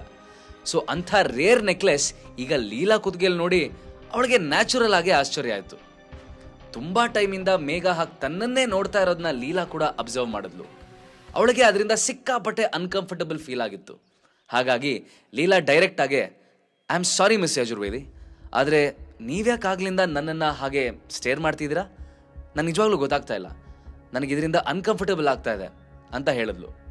ಅದನ್ನು ಕೇಳಿದ ಮೇಘ, ಓ ಸಾರಿ, ಆ್ಯಕ್ಚುಲಿ ನಾನು ನೋಡ್ತಾ ಇದ್ದಿದ್ದು ನಿಮ್ಮನ್ನಲ್ಲ, ನಿಮ್ಮ ಕುತ್ತಿಗೆಯಲ್ಲಿರೋ ಡ್ರೀಮ್ ಲವರ್ ನೆಕ್ಲೆಸ್ನ. ನನಗೆ ಈ ನೆಕ್ಲೆಸ್ ತುಂಬ ಇಷ್ಟ, ಇದನ್ನ ತಗೋಬೇಕು ಅಂತ ಸಿಕ್ಕಾಪಟ್ಟೆ ಟ್ರೈ ಮಾಡಿದ್ದೀನಿ, ಬಟ್ ಇಲ್ಲಿ ತನಕ ಆಗಲಿಲ್ಲ. ಆ್ಯಂಡ್ ನನಗಿರೋ ಪ್ರೊಫೆಷ್ನಲ್ ಎಕ್ಸ್ಪೀರಿಯನ್ಸಿಂದ ಹೇಳ್ತಾ ಇದ್ದೀನಿ, ಇದು ಪಕ್ಕಾ ರಿಯಲ್ ನೆಕ್ಲೆಸ್. ಅದಕ್ಕೆ ಆಗ್ಲಿಂದ ನೋಡ್ತಾ ಇದ್ದೆ. ಎಲ್ಲಿಂದ ತಗೊಂಡ್ರಿ ನೀವು ಇದನ್ನ ಅಂತ ಕೇಳಿದ್ಲು. ಅದಕ್ಕೆ ಲೀಲಾ, ಈ ನೆಕ್ಲೆಸ್ ನನಗೆ ನನ್ನ ಫ್ರೆಂಡ್ ಒಬ್ರು ಗಿಫ್ಟ್ ಕೊಟ್ಟಿದ್ದು ಅಂತ ಹೇಳಿದ್ಲು. ಅದನ್ನ ಕೇಳಿದ ಮೇಘ, ನೈಸ್, ಹಾಗೆ ನನಗೊಂದು ಫೇವರ್ ಮಾಡ್ತೀರಾ? ನಿಮ್ಮ ಫ್ರೆಂಡ್ ಹತ್ರ ನನಗೂ ಇಂಥದ್ದೊಂದು ನೆಕ್ಲೆಸ್ ಆರ್ಡರ್ ಮಾಡಕ್ಕೆ ಹೇಳ್ತೀರಾ ಅಂತ ಕೇಳಿದ್ಲು. ಮೇಘ ಪ್ರಶ್ನೆಗೆ ಲೀಲಾಗೆ ಏನು ಹೇಳಬೇಕು ಅಂತಾನೆ ಗೊತ್ತಾಗ್ಲಿಲ್ಲ. ಅವಳು ಸೈಲೆಂಟ್ ಆಗಿ ಕೂತಿರೋದನ್ನ ನೋಡಿದ ಮೇಘ ಅರ್ಥ ಮಾಡ್ಕೊಂಡವಳು ಹಾಗೆ, ಓ ತಪ್ಪು ತಿಳ್ಕೊಬೇಡಿ, ನಾನೇನು ನಿಮ್ಮ ಫ್ರೆಂಡ್ ಹತ್ರ ನನಗೂ ಗಿಫ್ಟ್ ಮಾಡಿ ಅಂತ ಕೇಳ್ತಾ ಇಲ್ಲ, ನಾನು ಅವ್ರಿಗೆ ಡಬಲ್ ಪ್ರೈಸ್ ಕೊಡ್ತೀನಿ, ಅವರು ಜಸ್ಟ್ ಇನ್ನೊಂದು ಪೀಸ್ ಆರ್ಡರ್ ಮಾಡಿದ್ರೆ ಸಾಕು ಅಂತ ಹೇಳಿದ್ಲು. ಮೇಘ ಮಾತು ಕೇಳಿ ಅಲ್ಲಿರೋರು ಎಲ್ರಿಗೂ ಶಾಕ್ ಆಯಿತು. ಓ ಶ್ಯೂರ್, 1 ಮಿನಿಟ್ ಅಂತ ಹೇಳ್ತಾ ತನ್ನ ಪರ್ಸಿಂದ ಮೊಬೈಲ್ ತೆಗೆದು ಬಾಲಾಗೆ ಕಾಲ್ ಮಾಡಿ ಫೋನನ್ನು ಸ್ಪೀಕರ್ಗೆ ಹಾಕಿದ್ಲು. ಲೀಲಾ ಬಾಲಾಗೆ ಕಾಲ್ ಮಾಡಿರೋದನ್ನ ನೋಡಿದ ಸರೋಜಾಗೆ ಈ ನೆಕ್ಲೆಸ್ ಅವನೇ ಕೊಟ್ಟಿದ್ದು ಅಂತ ಗೊತ್ತಾಗಿ ಟೆನ್ಷನ್ ಆಯಿತು. ಅವರು ಇನ್ಮೇಲೆ ಇದೇ ವಿಷಯಕ್ಕೆ ಮಗಳು ಅಳಿಯ ಇಬ್ರು ಜಗಳಾಡಿದ್ರೆ ಅಂತ ವರಿಡ್ ಲುಕ್ಕಲ್ಲಿ ಅಮೋಘ್ನ ಕಡೆ ನೋಡಿದ್ರು. ಆದರೆ ಅವನು ಮಾತ್ರ ಇದ್ಯಾವುದನ್ನು ತಲೆಗೆ ಹಾಕ್ಕೊಳ್ಳದೆ ಆರಾಮಾಗಿ ಸ್ಮೈಲ್ ಮಾಡ್ತಾ ಕೂತ್ಕೊಂಡಿದ್ದ. ಅಮೋಘಂಗೆ ಆಲ್ರೆಡಿ ಲೀಲಾ ಯಾರು ಕಾಲ್ ಮಾಡ್ತಾ ಇರೋದು ಅಂತ ಗೊತ್ತಾಗಿತ್ತು. ಬಾಲಾ, ನಾನು ಶ್ರೀಲೀಲಾ ಮಾತಾಡ್ತಾ ಇದ್ದೀನಿ, ನಿಮಗೆ ಇನ್ನೊಂದು ಡ್ರೀಮ್ ಲವರ್ ನೆಕ್ಲೆಸ್ ಆರ್ಡರ್ ಮಾಡೋಕ್ಕಾಗತ್ತಾ ಪ್ಲೀಸ್ ಅಂತ ರಿಕ್ವೆಸ್ಟಿಂಗ್ ಟೋನಲ್ಲಿ ಕೇಳಿದ್ಲು. ಕಾಲ್ ಮಾಡಿರೋದು ಶ್ರೀಲೀಲಾ ಅಂತ ಗೊತ್ತಾಗಿದ್ದೆ ಬಾಲಾ ತನ್ನ ವಾಯ್ಸ್ ಸರಿ ಮಾಡಿಕೊಂಡು, ಓ ಶ್ರೀಲೀಲಾನಾ, ಐ ಆಮ್ ಸಾರಿ ಲೀಲಾ, ಸ್ವಲ್ಪ ಬ್ಯುಸಿ ಆಗಿದ್ದೆ, ಅದಕ್ಕೆ ಹೇಗೇಗೋ ಮಾತಾಡ್ಬಿಟ್ಟೆ. ಅಂದ ಹಾಗೆ ನೀನು ಆ ಫೇಕ್ ಡ್ರೀಮ್ ಲವರ್ ನೆಕ್ಲೆಸ್ ಬಗ್ಗೆ ಮಾತಾಡ್ತಿರೋದಾ ಅಂತ ಕೇಳ್ದ. ಬಾಲಾ ಬಾಯಿಂದ ಫೇಕ್ ಅಂತ ಕೇಳಿದ್ದೆ ಅಲ್ಲಿ ಕೂತಿದ್ ಲೀಲಾ ಮತ್ತೆ ಮೇಘ ಇಬ್ರಿಗೂ ಶಾಕ್ ಆಯ್ತು. ಅವರಿಬ್ರಿಗೂ ಆ ನೆಕ್ಲೆಸ್ ರಿಯಲ್ ಅಂತಾನೆ ಅನ್ನಿಸ್ತಾ ಇತ್ತು. ಆದರೂ ಬಾಲಾ ಯಾಕೆ ಹೀಗೆ ಹೇಳ್ತಾ ಇದ್ದಾನೆ ಅಂತ ಅವರಿಬ್ರಿಗೂ ಗೊತ್ತಾಗ್ಲಿಲ್ಲ. ಲೀಲಾ ಸರ್ಪ್ರೈಸ್ಡ್ ಆಗಿ, ಏನೋ ಫೇಕಾ ಅಂತ ಕೇಳಿದ್ಲು. ಅದಕ್ಕೆ ಬಾಲಾ, ಹೂಲಿಲ್ಲ ಫೇಕೆ, ಅವತ್ತು ನಾನೇನು ಕೊಡಬೇಕು ಅಂತ ತಗೊಂಡ್ಬಂದಿದ್ದು ಫೇಕ್ ನೆಕ್ಲೆಸ್, ಅದಕ್ಕೆ ನಿನ್ನ ಗಂಡ ಅದನ್ನ ಎಸೆದ್ಬಿಟ್ಟಿದ್ದ, ಕೊನೆಗೆ ನಾನು ಅದನ್ನ ನನ್ನ ಜೊತೆನೆ ಮನೆಗೆ ತಗೊಂಡ್ಬಂದಿದ್ದೆ, ಅದ್ರ ಬಗ್ಗೆನೇ ಕೇಳ್ತಿರೋದ ನೀನು? ಅದೇ ಆಗಿದ್ರೆ ನಾನು ಈಗಲೇ ಸೆಂಡ್ ಮಾಡ್ತೀನಿ ಅಂತ ಕೇಳ್ದ. ಲೀಲಾಗೆ ಈಗ ಏನು ಹೇಳಬೇಕು ಅಂತನ ಅರ್ಥ ಆಗದೆ, ನೋನೋ ಬಾಲಾ, ಇಲ್ಲೇನೋ ಮಿಸ್ಅಂಡರ್ಸ್ಟ್ಯಾಂಡಿಂಗ್ ಆಗಿದೆ ಅನ್ಸುತ್ತೆ, ನಾನು ನಿಮಗೆ ಆಮೇಲೆ ಕಾಲ್ ಮಾಡ್ತೀನಿ ಅಂತ ಹೇಳಿ ಕಾಲ್ ಕಟ್ ಮಾಡಿದ್ಲು. ನಂತರ ಅವಳು ಮೇಘ ಕಡೆ ತಿರುಗಿ, I am sorry miss Yajurvedi, ನನಗೆ ನಿಜವಾಗ್ಲೂ ಈ ನೆಕ್ಲೆಸ್ ಯಾರು ಗಿಫ್ಟ್ ಮಾಡಿದ್ದು ಅಂತಾನೆ ಗೊತ್ತಿಲ್ಲ ಅಂತ ಹೇಳಿ ತಲೆ ತಗ್ಸಿದ್ಲು.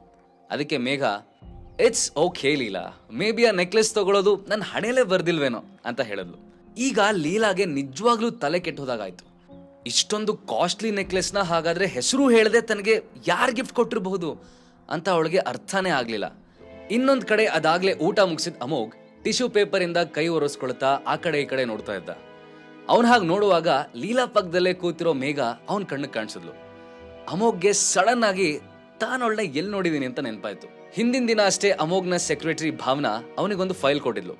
ಅದು ದೇಶದ ಯಾವ್ಯಾವ ಕಂಪನಿ ಅರಸು ಮೀಡಿಯಾ ಜೊತೆ ಕೊಲಾಬರೇಟ್ ಮಾಡ್ಕೊಳ್ಳೋದಕ್ಕೆ ರಿಕ್ವೆಸ್ಟ್ ಮಾಡಿದೆ ಅಂತ ಇನ್ಫಾರ್ಮೇಶನ್ ಇರೋ ಫೈಲ್ ಆಗಿತ್ತು. ಆ ಫೈಲಲ್ಲಿ ಯಜುರ್ವೇದಿ ಫ್ಯಾಮಿಲಿ ಕೂಡ ಇತ್ತು. ಅವರು ತಮ್ಮ ಕಂಪನಿ ಫೇಸ್ ಅಂತ ಮೇಘ ಯಜುರ್ವೇದಿನೇ ಆಯ್ಕೆ ಮಾಡಿದ್ರು. ಇದೆಲ್ಲ ವಿಷಯ ನೆನಪಾಗಿದ್ದೆ ಅಮೋಘಂಗೆ ಈ ಮೇಘ ಸಾಮಾನ್ಯದ ಹುಡುಗಿಯಲ್ಲ, ತುಂಬಾ ಪವರ್ಫುಲ್ ಅನ್ನೋದು ಅರ್ಥ ಆಯ್ತು. ಅಮೋಘ್ ಹೀಗೆ ಏನೇನೋ ಯೋಚನೆ ಮಾಡ್ತಾ ಇರುವಾಗ್ಲೇ ಸ್ಟೇಜ್ ಮೇಲೆ ಬಂದ ರುಕ್ಮಿಣಿ ದೇವಿ ಮಾತಾಡಕ್ ಶುರು ಮಾಡಿದ್ರು. ಸೈಲೆನ್ಸ್ ಪ್ಲೀಸ್, ನಾವಿವತ್ತು ಇಲ್ಲಿಗೆ ಸೇರಿರೋದು ಲೀಲಾ ಸಕ್ಸಸ್ನ ಸೆಲೆಬ್ರೇಟ್ ಮಾಡೋದಕ್ಕೆ. ಹಾಗಿದ್ದಾಗ ಅವಳಿದನ್ನ ಹೇಗೆ ಅಚೀವ್ ಮಾಡಿದ್ಲು ಅಂತ ಅವಳು ಬಾಯಿಂದನೇ ಕೇಳದೆ ಇದ್ರೆ ಹೇಗೆ ಹೇಳಿ?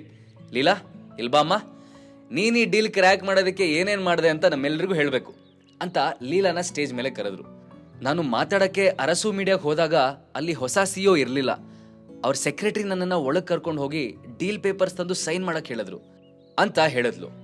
ಲೀಲಾ ಮಾತು ಕೇಳಿ ಹಾಲಲ್ಲಿರೋ ಎಲ್ರಿಗೂ ಶಾಕ್ ಆಯ್ತು. ಅವರೆಲ್ಲ, ಏನು ಅಂದ್ರೆ ನಮ್ ಪ್ರೀತಮ್ ಥರ ಲೀಲಾಗೂ ಸಿಇಒನ ಮೀಟ್ ಮಾಡಕ್ ಆಗ್ಲೇ ಇಲ್ವಾ? ಹಾಗಿದ್ರೆ ಅವರು ಡೀಲ್ಗೆ ಹೇಗೊಪ್ಪಿದ್ರು? ಇದ್ರ ಅರ್ಥ ಇಲ್ಲಿ ಲೀಲಾ ಹಾರ್ಡ್ ವರ್ಕ್ ಏನೂ ಇಲ್ಲ, ಅವತ್ತು ಆ CEO ಮೂಡ್ ಚೆನ್ನಾಗಿತ್ತು ಅಂತ ಮನಸ್ಸಿಗೆ ಬಂದ ರೀತಿಲಿ ಕಾಮೆಂಟ್ ಮಾಡಕ್ ಸ್ಟಾರ್ಟ್ ಮಾಡಿದ್ರು. ಇದನ್ನೆಲ್ಲ ಕೇಳಿಸ್ಕೊಂಡ ಪ್ರೀತಮ್ ವ್ಯಂಗ್ಯವಾಗಿ ನಗ್ತಾ, ಹೇ ನೋಡಿದ್ರ ಅಜ್ಜಿ, ಎಲ್ಲರೂ ಸುಮ್ಮನೆ ನನಗೆ ಸರಿಯಾಗಿ ಕೆಲಸ ಮಾಡಕ್ ಬರಲ್ಲ ಅಂತ ಹೇಳ್ತಿದ್ರು, ಆದ್ರೆ ಆಗಿದ್ರಲ್ಲಿ ನಂದೇನು ತಪ್ಪಿರ್ಲಿಲ್ಲ ಅಂತ ಈಗ ಗೊತ್ತಾಗ್ತಾ ಇದೆ. ಲೀಲಾಗೆ ಇವತ್ತು ತುಂಬಾ ಇನ್ಸಲ್ಟ್ ಫೀಲ್ ಆಗ್ತಾ ಇದೆ ಅಂತ ಅರ್ಥ ಮಾಡ್ಕೊಂಡ್ರು ಸರೋಜಾ. ಅವರು ಅವಳ ಕೈ ಮೇಲೆ ಕೈ ಇಟ್ಟು ಸಮಾಧಾನ ಮಾಡಕ್ ಟ್ರೈ ಮಾಡಿದ್ರು. ಅದನ್ನ ನೋಡಿ ಸರೋಜಾ ಕಡೆ ತಿರುಗಿದ್ ಲೀಲಾ, ಈ ಅಜ್ಜಿಗೆ ನಾವ್ ಏನ್ ಅನ್ಯಾಯ ಮಾಡಿದೀವಮ್ಮ, ನಮ್ ಕಂಡ್ರೆ ಯಾಕಿಷ್ಟು ನೆಗ್ಲೆಕ್ಟ್ ಮಾಡ್ತಾರೆ, ಪ್ರೀತಮ್ ಮೇಲೆ ಯಾಕಿಷ್ಟು ಪ್ರೀತಿ ಅವ್ರಿಗೆ, ಅವನೇನು ಹೇಳಿದ್ರು ಕಣ್ಣು ಮುಚ್ಕೊಂಡು ಒಪ್ತಾರಲ್ಲ ಅಂತ ಕಣ್ಣಲ್ಲಿ ನೀರು ತುಂಬ್ಕೊಂಡು ಹೇಳಿದ್ರು. ಎಲ್ಲರೂ ಚೆನ್ನಾಗಿ ಡ್ರಿಂಕ್ಸ್ ಮಾಡಿ, ಇವತ್ತು ಎಲ್ರ ಬಿಲ್ಲು ನಾನೇ ಪೇ ಮಾಡ್ತೀನಿ. ವೇಟರ್, ಇವತ್ತು ಆ ಲಾಸ್ಟ್ ಟೇಬಲ್ ಒಂದು ಬಿಟ್ಟು ಯಾರ ಹತ್ರನೂ ಬಿಲ್ ಕೇಳ್ಬೇಡ ಅಂತ ಹೇಳ್ದ. ಪ್ರೀತಮ್ ಹಾಗೆ ಪಾಯಿಂಟ್ ಮಾಡಿದ ಕಡೆ ಕೂತಿದ್ದಿದ್ದು ಅಮೋಘ್ ಆಗಿದ್ದ. ಅಮೋಘಂಗೆ ಇದು ಯಾವುದರಿಂದನೂ ಬೇಜಾರೇ ಆಗಿರಲಿಲ್ಲ. ಆದರೂ ಅವನಿಗೆ ಅವಮಾನ ಮಾಡಲೇಬೇಕು ಅಂತ ಹಠ ಹಿಡಿದಿದ್ದ ಪ್ರೀತಮ್ ತನ್ನ ಮಾತನ್ನ ಕಂಟಿನ್ಯೂ ಮಾಡ್ತಾ, ಏನಪ್ಪ ಅಮೋಘ್, ನನ್ನ ಮಾತು ಕೇಳಿ ಬೇಜಾರಾಯ್ತಾ? ನಿನಗೆ ಬೇಜಾರಾದರೂ ನೀನೇ ಪೇ ಮಾಡಬೇಕು. ಅಷ್ಟಕ್ಕೂ ಪೇ ಮಾಡೋದಕ್ಕೆ ನಿನ್ನ ಹತ್ರ ಹಣ ಇದೆ ತಾನೆ, ಅಥವಾ ಈಗಲೂ ನಿನ್ನ ಪಾಕೆಟ್ ಮನಿ ನಿನ್ನ ಹೆಂಡ್ತಿನ ಕೊಡ್ತಾಳ ಅಂತ ಕೇಳ್ದ. ಪ್ರೀತಮ್ ಮಾತು ಕೇಳಿದ ಎಲ್ಲರೂ ಕುತೂಹಲದಿಂದ ಅಮೋಘನ್ನೇ ನೋಡಕ್ ಸ್ಟಾರ್ಟ್ ಮಾಡಿದ್ರು. ಹಾಗಿದ್ರೆ ಬೇಕಂತಲೇ ಅವಮಾನ ಮಾಡ್ತಿರೋ ಪ್ರೀತಮ್ ಮಾತಿಗೆ ಅಮೋಘ್ ಏನಂತ ಉತ್ತರ ಕೊಡ್ತಾನೆ? ಪ್ರೀತಮ್ ಇವತ್ತೆಷ್ಟಾಗುತ್ತೋ ಅಷ್ಟು ಅಮೋಘಂಗೆ ಅವಮಾನ ಮಾಡಲೇಬೇಕು ಅಂತ ಡಿಸೈಡ್ ಮಾಡ್ಕೊಂಡಿರೋ ಹಾಗೆ ಆಡ್ತಿದ್ದ. ಅದಕ್ಕೆ ಅವನು ಎಲ್ಲರ ಮುಂದೆ ಒಂದೊಂದೇ ವಿಷಯ ಕೆದಕಿ ಅಮೋಘಂಗೆ ಕಾಟ ಕೊಡ್ತಾ ಇದ್ದ. ಪ್ರೀತಮ್ ವ್ಯಂಗ್ಯವಾಗಿ, ಏ ಬ್ರದರ್, ನಾನಂತೂ ಇವತ್ತು ಇಲ್ಲಿರೋರು ಎಲ್ರಿಗೂ ಪೇ ಮಾಡ್ತಾ ಇದ್ದೀನಿ, ಆದರೆ ನಿನ್ನ ಬಿಲ್ ಪೇ ಮಾಡೋಕ್ಕೆ ನಂಗೆ ಯಾಕೋ ಮನಸ್ಸೇ ಇಲ್ಲ. ಸೊ ಅದೊಂದನ್ನು ನೀನೇ ಮಾಡ್ಬಿಡು ಆಯ್ತಾ? ಅಯ್ಯೋ, ನಾನು ಕೇಳೋಕ್ಕೆ ಮರ್ತೋದೆ ನೋಡು, ನಿನ್ನ ಹತ್ರ ಬಿಲ್ ಪೇ ಮಾಡೋಕ್ಕೆ ದುಡ್ಡಿದೆ ತಾನೆ? ನಾನು ಯಾಕೆ ಕೇಳ್ತಾ ಇದ್ದೀನಿ ಅಂದರೆ, ನಿನ್ನ ಹತ್ರ ಮೊದಲೇ ಕೆಲಸ ಏನೂ ಇರಲಿಲ್ಲ, ಪಾಪ ನಿನ್ನ ಪಾಕೆಟ್ ಮನಿನೂ ನಿನ್ನ ಹೆಂಡ್ತಿನೇ ಕೊಡ್ತಾ ಇದ್ಲು, ಈಗಲಾದರೂ ನೀನು ದುಡಿತಾ ಇದ್ದ ಅಥವಾ ಈಗಲೂ ಅವಳೇ ಕೊಡ್ತಾಳ ಅಂತ ಕೇಳ್ದ. ಪ್ರೀತಮ್ ಅಮೋಘಂಗೆ ಎಷ್ಟೇ ಅವಮಾನ ಮಾಡಕ್ ಟ್ರೈ ಮಾಡಿದ್ರು ಅವನ್ ಮಾತ್ರ ಅದ್ಯಾವುದನ್ನು ಮನ್ಸಿಗೆ ಹಚ್ಕೊಳ್ಳದೆ ಸುಮ್ಮನೆ ಕೂತಿದ್ದ. ಮೇಘಾ ಕಡೆ ಟರ್ನ್ ಆದ ಪ್ರೀತಮ್, ಮಿಸ್ ಯಜುರ್ವೇದಿ, ನೀವಾಗಲೇ ಡ್ರೀಮ್ ಲವರ್ ನೆಕ್ಲೆಸ್ ಬೇಕು ಅಂತ ಹೇಳಿದ್ರಲ್ಲ, ಡೋಂಟ್ ವರಿ, ಅದನ್ನ ತಂದು ಕೊಡೋ ರೆಸ್ಪಾನ್ಸಿಬಿಲಿಟಿ ಇಟ್ಸ್ ಮೈನ್. ನನ್ನ ಹತ್ರ ತುಂಬಾ ಕಾಂಟ್ಯಾಕ್ಟ್ಸ್ ಇವೆ, ನಾನು ನಿಮ್ಗೆ ಅದನ್ನ ಗಿಫ್ಟ್ ಮಾಡ್ತೀನಿ ಅಂತ ಕೂಗ್ದ. ಪ್ರೀತಮ್ ಇಷ್ಟು ದೊಡ್ಡ ಆಫರ್ ಮಾಡಿದ್ರು ಮೇಘಾ ಮಾತ್ರ ಅದರಿಂದ ಏನು ಇಂಪ್ರೆಸ್ ಆದಂಗೆ ಕಾಣಿಸ್ಲಿಲ್ಲ. ಅವಳೀಗ್ಲೂ ಅದೇ ಕೋಲ್ಡ್ ಲುಕ್ ಅಲ್ಲಿ ಥ್ಯಾಂಕ್ ಯು ಮಿಸ್ಟರ್ ಚಕ್ರವರ್ತಿ ಅಂತ ಹೇಳಿದ್ಲು. ಅಷ್ಟರಲ್ಲಿ ಪ್ರೀತಮ್ ಇದ್ದ ಕಡೆ ಒಬ್ಬ ವೇಟರ್ ಬಂದು ಅವನ ಕೈಗೆ ಗೋಲ್ಡ್ ಕಾರ್ಡ್ ಕೊಡ್ತಾ, I am extremely sorry sir, ಆದ್ರೆ ಈ ಕಾರ್ಡಲ್ಲಿರೋ ಲಿಮಿಟ್ ಇವತ್ತಿನ ಬಿಲ್ ಪೇ ಮಾಡೋದಕ್ಕೆ ಸಾಕಾಗಲ್ಲ ಅಂತ ಹೇಳ್ದ. ನಿನಗೇನ್ ತಲೆಗಿಲ್ಲ ಕೆಟ್ಟಿದ್ಯಾ? ನಮ್ದು ಗೋಲ್ಡ್ ಕಾರ್ಡ್, ಇದ್ರ ಲಿಮಿಟ್ ಎಷ್ಟು ಗೊತ್ತಾ? 10 ಲಕ್ಷ ರೂಪಾಯಿ. ಇದು ಇವತ್ತಿನ ಡಿನ್ನರ್ಗೆ ಸಾಕಾಗಲ್ವಾ ಅಂತ ಕಿರಿಚ್ದ. ಪ್ರೀತಮ್ ಸಿಟ್ ನೋಡಿ ಅವನ್ ಸುತ್ತ ಇದ್ದವರೆಲ್ಲ ಓಡ್ಕೊಂಡು ಅವನನ್ನ ವೇಟರ್ನ ದೂರ ಮಾಡಿದ್ರು. ಐ ಆಮ್ ಸಾರಿ ಸರ್, ಆದರೆ ಇವತ್ತು ನೀವು ಟೋಟಲ್ ಆಗಿ 11 ಲಕ್ಷ ಖರ್ಚು ಮಾಡಿದ್ದೀರಾ, ನಿಮ್ಮ ಗೋಲ್ಡ್ ಕಾರ್ಡ್ ಲಿಮಿಟ್ ಇರೋದು 10 ಲಕ್ಷ, ಅದಕ್ಕೆ ಇನ್ನೂ 1 ಲಕ್ಷ ಬಾಕಿ ಇದೆ ಅಂತ ಹೇಳ್ದ. ಒಂದು ಡಿನ್ನರ್ಗೆ 10.5 ಲಕ್ಷನಾ? ನೀವೇನೆಲ್ರಿಗೂ ಊಟ ಸರ್ವ್ ಮಾಡಿದ್ದೀರಾ ಅಥವಾ ಗೋಲ್ಡ್ ಸರ್ವ್ ಮಾಡಿದ್ದೀರಾ? ನನಗೆ ಇದಕ್ಕೆ ಎಕ್ಸ್ಪ್ಲನೇಷನ್ ಬೇಕು, ಇಮಿಡಿಯೇಟ್ ಆಗಿ ನಿನ್ನ ಮ್ಯಾನೇಜರ್ನ ಕರಿ ಅಂತ ತಾಕೀತ್ ಮಾಡ್ದ. ಅಷ್ಟರಲ್ಲಿ ಮ್ಯಾನೇಜರ್ ಬರ್ತಾ ಇರೋದನ್ನ ನೋಡಿದ ಪ್ರೀತಮ್ ಅಲ್ಲಿಂದ ಕಿರಿಚ್ತಾ, ಕಳ್ರು ನೀವೆಲ್ಲ, ಶ್ರೀಮಂತರು ಕಂಡಿದ್ದೆ ಮನಸ್ಸಿಗೆ ಬಂದ ಹಾಗೆ ಬಿಲ್ ಮಾಡ್ತೀರಾ, ನನ್ನ ಫ್ರೆಂಡ್ ಬೆಂಗಳೂರಲ್ಲಿ ದೊಡ್ಡ ಲಾಯರು, ನೋಡ್ತಾ ಇರಿ, ಅವನ ಹತ್ರ ಹೇಳಿ ನಿಮ್ಮೆಲ್ಲರ ಮೇಲೆ ಕೇಸ್ ಆಗ್ಬಿಡ್ತೀನಿ ಅಂತಂದ. ಪ್ರೀತಮ್ ಮಾತು ಕೇಳಿ ಮ್ಯಾನೇಜರ್ಗೆ ನಗು ಬಂದ್ರು. ಅದನ್ನ ತಡ್ಕೊಂಡು ಕೂಲ್ ಆಗಿ, ಮಿಸ್ಟರ್ ಚಕ್ರವರ್ತಿ, ಇದರಲ್ಲಿ ನಾವೇನು ತಪ್ಪು ಮಾಡಿಲ್ಲ, ನೀವೇ ಎಲ್ಲ ಟೇಬಲ್ಗೂ ಕಾಸ್ಟ್ಲಿ ವೈನ್ ಸರ್ವ್ ಮಾಡಕ್ ಹೇಳಿದ್ರಿ, ಅದಕ್ಕೆ ನಾವೆಲ್ರಿಗೂ ಸರ್ವ್ ಮಾಡಿದ್ದು. ನಮ್ಮ ಹೋಟೆಲಲ್ಲಿ ಯಾರಾದರೂ ತುಂಬ ಆರ್ಡರ್ ಮಾಡಿದ್ರೆ ಅದಕ್ಕೆ ಡಿಸ್ಕೌಂಟ್ ಕೊಡ್ತೀವಿ, ಅದೇ ಥರ ನಿಮಗೂ ನಾವು ಒಳ್ಳೆ ಡಿಸ್ಕೌಂಟ್ ಕೊಟ್ಟು ಬಿಲ್ ಮಾಡಿದ್ದೀವಿ, ಹಾಗೆ ನೋಡಿದ್ರೆ ನೀವು 30,000 ಸೇವ್ ಮಾಡಿದಿರಿ ಅಂತ ಹೇಳಿದ್ರು. ಪ್ರೀತಮ್ಗೆ ಸಿಟ್ಟಿನ್ನೂ ಉಳಿದಿರಲಿಲ್ಲ. ಅವನು ವೇಟರ್ಗೆ ಮಾಡಿದ ಹಾಗೆ ಮ್ಯಾನೇಜರ್ ಕಾಲರ್ನು ಹಿಡಿದು ಗಲಾಟೆ ಮಾಡಕ್ಕೆ ಟ್ರೈ ಮಾಡ್ದ. ಆದರೆ ಅಷ್ಟರಲ್ಲಿ ಹಿಂದಿಂದ ಯಾವುದೋ ಕೋಲ್ಡ್ ವಾಯ್ಸ್, ಏನು ನಡೀತಾ ಇದೆ ಇಲ್ಲಿ ಅಂತ ಕೇಳಿಸ್ತು. ಅದನ್ನು ಕೇಳಿ ಎಲ್ಲರೂ ತಿರುಗಿದಾಗ ಅಲ್ಲೊಬ್ಬ ಬ್ಲ್ಯಾಕ್ ಸೂಟಲ್ಲಿದ್ದ ವ್ಯಕ್ತಿ ನಡ್ಕೊಂಬರ್ತಾ ಇದ್ರು. ಅವ್ರು ಯಾರು ಅಂತ ಪರಿಚಯ ಸಿಕ್ಕಿದ್ದೆ ರುಕ್ಮಿಣಿ ದೇವಿ ಮುಖದಲ್ಲಿ ಬೆವರು ಕಾಣಿಸ್ಕೊಂತು. ಅವರು ಆ ವ್ಯಕ್ತಿ ಹತ್ರ ಬೇಗ ಬೇಗ ಹೋಗ್ತಾ, I am so sorry mister Desai, ನನ್ನ ಮೊಮ್ಮಗ ಒಂದೊಂದು ಸಲ ಸ್ವಲ್ಪ ಜಾಸ್ತಿ ಡ್ರಿಂಕ್ಸ್ ಮಾಡಿಬಿಡ್ತಾನೆ, ಇವತ್ತು ಹಾಗೆ ಆಗಿ ಕಂಟ್ರೋಲ್ ಕಳ್ಕೊಂಡಿದ್ದಾನೆ, ಪ್ಲೀಸ್ ತಪ್ಪು ತಿಳ್ಕೊಬೇಡಿ, ನಾವು ಇದಕ್ಕೇನಾದರೂ ಬೇರೆ ದಾರಿ ಹುಡ್ಕೋಣ ಅಂತ ರಿಕ್ವೆಸ್ಟ್ ಮಾಡಿದ್ರು. ಪ್ಲೀಸ್ ಈ ವಿಷಯನ ಇಲ್ಲೇ ಮರ್ತ್ಬಿಡಿ ಮಿಸ್ಟರ್ ದೇಸಾಯಿ, ನಾವು ಫುಲ್ ಅಮೌಂಟ್ ಖಂಡಿತ ಪೇ ಮಾಡ್ತೀವಿ ಅಂತ ಹೇಳಿ ಗೆಸ್ಟ್ ಕಡೆ ತಿರುಗಿ, ಈಗ ಇಲ್ಲಾಗಿರೋ ವಿಷಯ ನಿಮ್ಮೆಲ್ಲರಿಗೂ ಚೆನ್ನಾಗಿ ಗೊತ್ತಿದೆ, ಇಂಥ ಸಿಚುವೇಶನಲ್ಲಿ ಪ್ರೀತು ಒಬ್ಬನಿಗೆ ಬಿಲ್ ಪೇ ಮಾಡು ಅಂತ ಹೇಳೋದು ಸರಿಯಾಗಲ್ಲ. ಸೊ ನೀವೆಲ್ಲರೂ 10,000 ರೂಪಾಯಿ ಪೇ ಮಾಡಿ, ಮಿಕ್ಕಿದ ಹಣನ ನಾನು ಪ್ರೀತು ಮಾಡ್ತೀವಿ ಅಂತ ಆರ್ಡರ್ ಮಾಡಿದ್ರು. ರುಕ್ಮಿಣಿ ದೇವಿ ಮಾತು ಅಲ್ಲಿರೋರು ಯಾರಿಗೂ ಇಷ್ಟ ಆಗದೆ ಇದ್ರು ಬೇರೆ ದಾರಿ ಇಲ್ಲ ಅಂತ ಒಪ್ಪಿಗೆ ಕೊಟ್ರು. ಆದರೆ ಲೀಲಾ ಮತ್ತೆ ಸರೋಜಾಗ್ ಮಾತ್ರ ಇದು ಸ್ವಲ್ಪನೂ ಇಷ್ಟ ಆಗಲಿಲ್ಲ ಅನ್ನೋದು ಅವ್ರ ಮುಖದಲ್ಲಿ ಕ್ಲಿಯರ್ ಆಗಿ ಗೊತ್ತಾಗ್ತಾ ಇತ್ತು. ಅವರಿಬ್ರು ಇಲ್ಲಿ ತನಕ ಆ ವೈನನ್ನ ಒಂದು ಸಿಪ್ ಕೂಡ ಕುಡ್ದಿರ್ಲಿಲ್ಲ. ಅಂಥದ್ರಲ್ಲಿ ಜಸ್ಟ್ ಒಂದು ಡಿನ್ನರ್ಗೆ 10,000 ರೂಪಾಯಿ ಪೇ ಮಾಡೋದು ಅವ್ರಿಗೆ ಸರಿ ಅನ್ನಿಸ್ಲಿಲ್ಲ. ಲೀಲಾ ಮತ್ತೆ ಸರೋಜಾ ಒಬ್ರು ಮುಖ ಒಬ್ರು ಆಗಿಂದ ನೋಡ್ತಾ ಇರೋದನ್ನ ಪ್ರೀತಮ್ ಅಬ್ಸರ್ವ್ ಮಾಡ್ತಾ ಇದ್ದ. ಅವನಿಗೆ ಇಷ್ಟೆಲ್ಲ ಆದ್ರೂ ಸ್ವಲ್ಪನೂ ಬುದ್ಧಿ ಬಂದಿರೋ ಹಾಗೆ ಕಾಣಿಸ್ತಿರ್ಲಿಲ್ಲ. ಅವನ್ ಲೀಲಾ ಹತ್ರ ಬಂದು, ಯಾಕೆ ಲೀಲಾ ಅಷ್ಟೊಂದು ಬೇಜಾರಲ್ಲಿದ್ಯಾ? ನಿನ್ನ ಹತ್ರ ಡಿನ್ನರ್ಗೆ ಪೇ ಮಾಡೋದಕ್ಕೆ 10,000 ರೂಪಾಯಿನೂ ಇಲ್ವಾ ಅಂತ ಇನ್ಸಲ್ಟಿಂಗ್ ಟೋನಲ್ಲಿ ಕೇಳ್ದ. ಪ್ರೀತಮ್ ಮಾತು ಕೇಳಿ ಲೀಲಾ ಮುಜುಗರದಿಂದ ಸುತ್ತಮುತ್ತ ನೋಡಿದ್ಲು. ಅವಳು ಎಕ್ಸ್ಪೆಕ್ಟ್ ಮಾಡಿರೋ ಹಾಗೆ ಎಲ್ಲರೂ ಈಗ ಅವಳನ್ನೇ ವಿಚಿತ್ರವಾಗಿ ನೋಡ್ತಾ ಇದ್ರು. ಆದರೆ ಅಷ್ಟರಲ್ಲಿ ಹಿಂದಿಂದ ಅಮೋಘ್, ನಾವು 10,000 ರೂಪಾಯಿ ಕೊಡ್ತೀವಿ ಅಂತ ಹೇಳ್ದ. ಅಮೋಘ್ನ ವಾಯ್ಸ್ ಕೇಳಿ ಮಿಸ್ಟರ್ ದೇಸಾಯಿ ಅಲರ್ಟ್ ಆದ್ರು. ಅವರು ಕ್ಯೂರಿಯಾಸಿಟಿಯಿಂದ ಆ ವಾಯ್ಸ್ ಬಂದಿರೋ ಕಡೆ ತಿರುಗಿದ್ರು. ಆದರೆ ಅಮೋಘ್ ಅವ್ರಿಗೆ ಬೆನ್ ಹಾಕಿ ಕೂತ್ಕೊಂಡಿದ್ದ. ಅವರು ಅಮೋಘನ್ ಕಡೆ 2 ಹೆಜ್ಜೆ ಇಟ್ಟು, ನಿಮ್ಮ ಹೆಸರೇನು ಅಂತ ಕೇಳ್ಬೋದಾ ಅಂತ ಕೇಳಿದ್ರು. ಮಿಸ್ಟರ್ ದೇಸಾಯಿ ರಿಯಾಕ್ಷನ್ನ ಪ್ರೀತಮ್ ತಪ್ಪು ತಿಳ್ಕೊಂಡ. ಅವರು ಯಾವುದೋ ವಿಷಯಕ್ಕೆ ಅಮೋಘನ್ ಮೇಲೆ ಸಿಟ್ಟಾಗಿದ್ದಾರೆ ಅನ್ಕೊಂಡು, ನೋ ಮಿಸ್ಟರ್ ದೇಸಾಯಿ, ಅವನ ಮಾತನ್ನ ಮಾತ್ರ ನೀವು ಸೀರಿಯಸ್ ಆಗಿ ತಗೋಬೇಡಿ. ಅವನು ನಮ್ಮ ಫ್ಯಾಮಿಲಿ ಮೆಂಬರೇ ಅಲ್ಲ, ಸುಮ್ಮನೆ ಡಿನ್ನರ್ಗೆ ಬಂದಿದ್ದಾನಷ್ಟೇ ಅಂತ ತನ್ನನ್ನ ಸೇವ್ ಮಾಡ್ಕೊಳಕ್ ಟ್ರೈ ಮಾಡ್ದ. ಇದರಿಂದ ಸಿಟ್ಟಾದ mister Desai, shut up and get out from here ಅಂತ ಕೂಗಿದ್ರು. ಅಷ್ಟರಲ್ಲಿ ನಿಧಾನಕ್ಕೆ ದೇಸಾಯಿ ಕಡೆ ತಿರುಗಿದ ಅಮೋಘ್ ಸ್ಮೈಲ್ ಮಾಡ್ತಾ, ಲಾಂಗ್ ಟೈಮ್ ನೋಸಿ ಅಂತ ಹೇಳ್ದ. ಎದುರಿಗೆ ನಿಂತಿರೋದು ನಿಜವಾಗ್ಲೂ ಅಮೋಘ್ ಅಂತ ಗೊತ್ತಾಗಿದ್ದೆ ದೇಸಾಯಿ ಮುಖದಲ್ಲಿ ಖುಷಿ ಕಾಣಿಸ್ಕೊತು. ಲಾಸ್ಟ್ 2 ವರ್ಷದಿಂದ ಅವರು ಅಮೋಘ್ಗೋಸ್ಕರ ಎಲ್ಲೆಲ್ಲಿ ಹುಡುಕಿದಾರೋ ಲೆಕ್ಕನೇ ಇಲ್ಲ. ಅಷ್ಟು ದಿನ ಸಿಗದೆ ಇದ್ದವನು ಇವತ್ತು ತಂದೆ ಹೋಟೆಲಲ್ಲಿ ಈ ರೀತಿಯಾಗಿ ಸಿಗ್ತಾನೆ ಅಂತ ಅವ್ರು ಎಕ್ಸ್ಪೆಕ್ಟೇ ಮಾಡಿರ್ಲಿಲ್ಲ. ಅವರು ತಾನೆಲ್ಲಿದ್ದೀನಿ ಅನ್ನೋದನ್ನ ಮರ್ತು ಓಡ್ ಬಂದು ಅಮೋಘನ ಹಗ್ ಮಾಡಿದ್ರು. ಅವರು ಖುಷಿಯಾಗಿ, ಓ ಮೈ ಗಾಡ್ ಬಾಸ್, ನಾನೀಗ ನೋಡ್ತಿರೋದು ನಿಜನಾ? ನನಗಂತೂ ನಂಬಕ್ಕೆ ಆಗ್ತಾ ಇಲ್ಲ ಅಂತ ಅಂದ್ರು. ಅಷ್ಟೊತ್ತಿಗೆ ಕೋಲ್ಡ್ ಆಗಿ ಸೀರಿಯಸ್ ಆಗಿದ್ದ ಮಿಸ್ಟರ್ ದೇಸಾಯಿ ಈಗ ಇದ್ದಕ್ಕಿದ್ದ ಹಾಗೆ ಚೇಂಜ್ ಆಗಿದ್ ನೋಡಿ ಎಲ್ರಿಗೂ ಆಶ್ಚರ್ಯ ಆಯ್ತು. ಅದರಲ್ಲೂ ಇಷ್ಟು ದೊಡ್ಡ ಹೋಟೆಲ್ನ ಓನರ್ ಅಮೋಘ್ನ ನೋಡಿ ಬಾಸ್ ಅಂತ ಕರೆಯೋದನ್ನ ಕೇಳಿ ಎಲ್ರೂ ಸರ್ಪ್ರೈಸ್ ಆದ್ರು. ಅಷ್ಟರಲ್ಲಿ ಅಮೋಘ್ ದೇಸಾಯಿಗೆ ಹ್ಯಾಂಡ್ ಶೇಕ್ ಮಾಡೋ ನೆಪದಲ್ಲಿ ಹತ್ರ ಬಂದು, ನಾನೀಗ ನಿಮ್ ಬಾಸ್ ಅಲ್ಲ, ಅಮೋಘ್ ಅಷ್ಟೇ ಅಂತ ಹೇಳ್ದ. ಆಮೇಲೆ ಅವ್ರ ಕಿವಿ ಹತ್ರ ಏನೋ ಪಿಸುಗುಡ್ದ. ಅದನ್ನ ಕೇಳಿದ ದೇಸಾಯಿ ಮತ್ತೆ ಮೊದ್ಲಿನ ತರನೇ ಸೀರಿಯಸ್ ಆಗಿ ನಿಂತ್ಕೊಂಡ್ರು. ಮಿಸ್ಟರ್ ದೇಸಾಯಿ, ನಾನ್ ನಮ್ಮ ಪಾಲಿನ 10,000 ರೂಪಾಯಿ ಪೇ ಮಾಡ್ತೀನಿ. ನಿಮ್ ವೇಟರ್ ಬಿಲ್ ತಗೊಂಬಂದ್ರೆ ನಾನು ಈಗಲೇ ನನ್ನ ಕಾರ್ಡ್ ಕೊಡ್ತೀನಿ ಅಂತ ಹೇಳ್ದ. ಅದಕ್ಕೆ ದೇಸಾಯಿ ಸಡನ್ ಆಗಿ, ಅಯ್ಯೋ ಅದ್ ಹೇಗಾಗುತ್ತೆ, ನಾನ್ ನಿಮ್ಮ ಹತ್ರ ಹಣ ತಗೊಳ್ಳೋದ? ಮ್ಯಾನೇಜರ್ ಸರಿಯಾಗಿ ಕೇಳಿಸ್ಕೊ, ಮುಂದೆ ಯಾವಾಗಾದ್ರೂ ಈ ವ್ಯಕ್ತಿ ನಮ್ಮ ಹೋಟೆಲ್ಗೆ ಬಂದ್ರು ಇವ್ರ ಹತ್ರ ನೀನು 1 ರೂಪಾಯಿ ತಗೊಳ್ಳೋ ಹಾಗಿಲ್ಲ ಅಂತ ಆರ್ಡರ್ ಮಾಡ್ದ.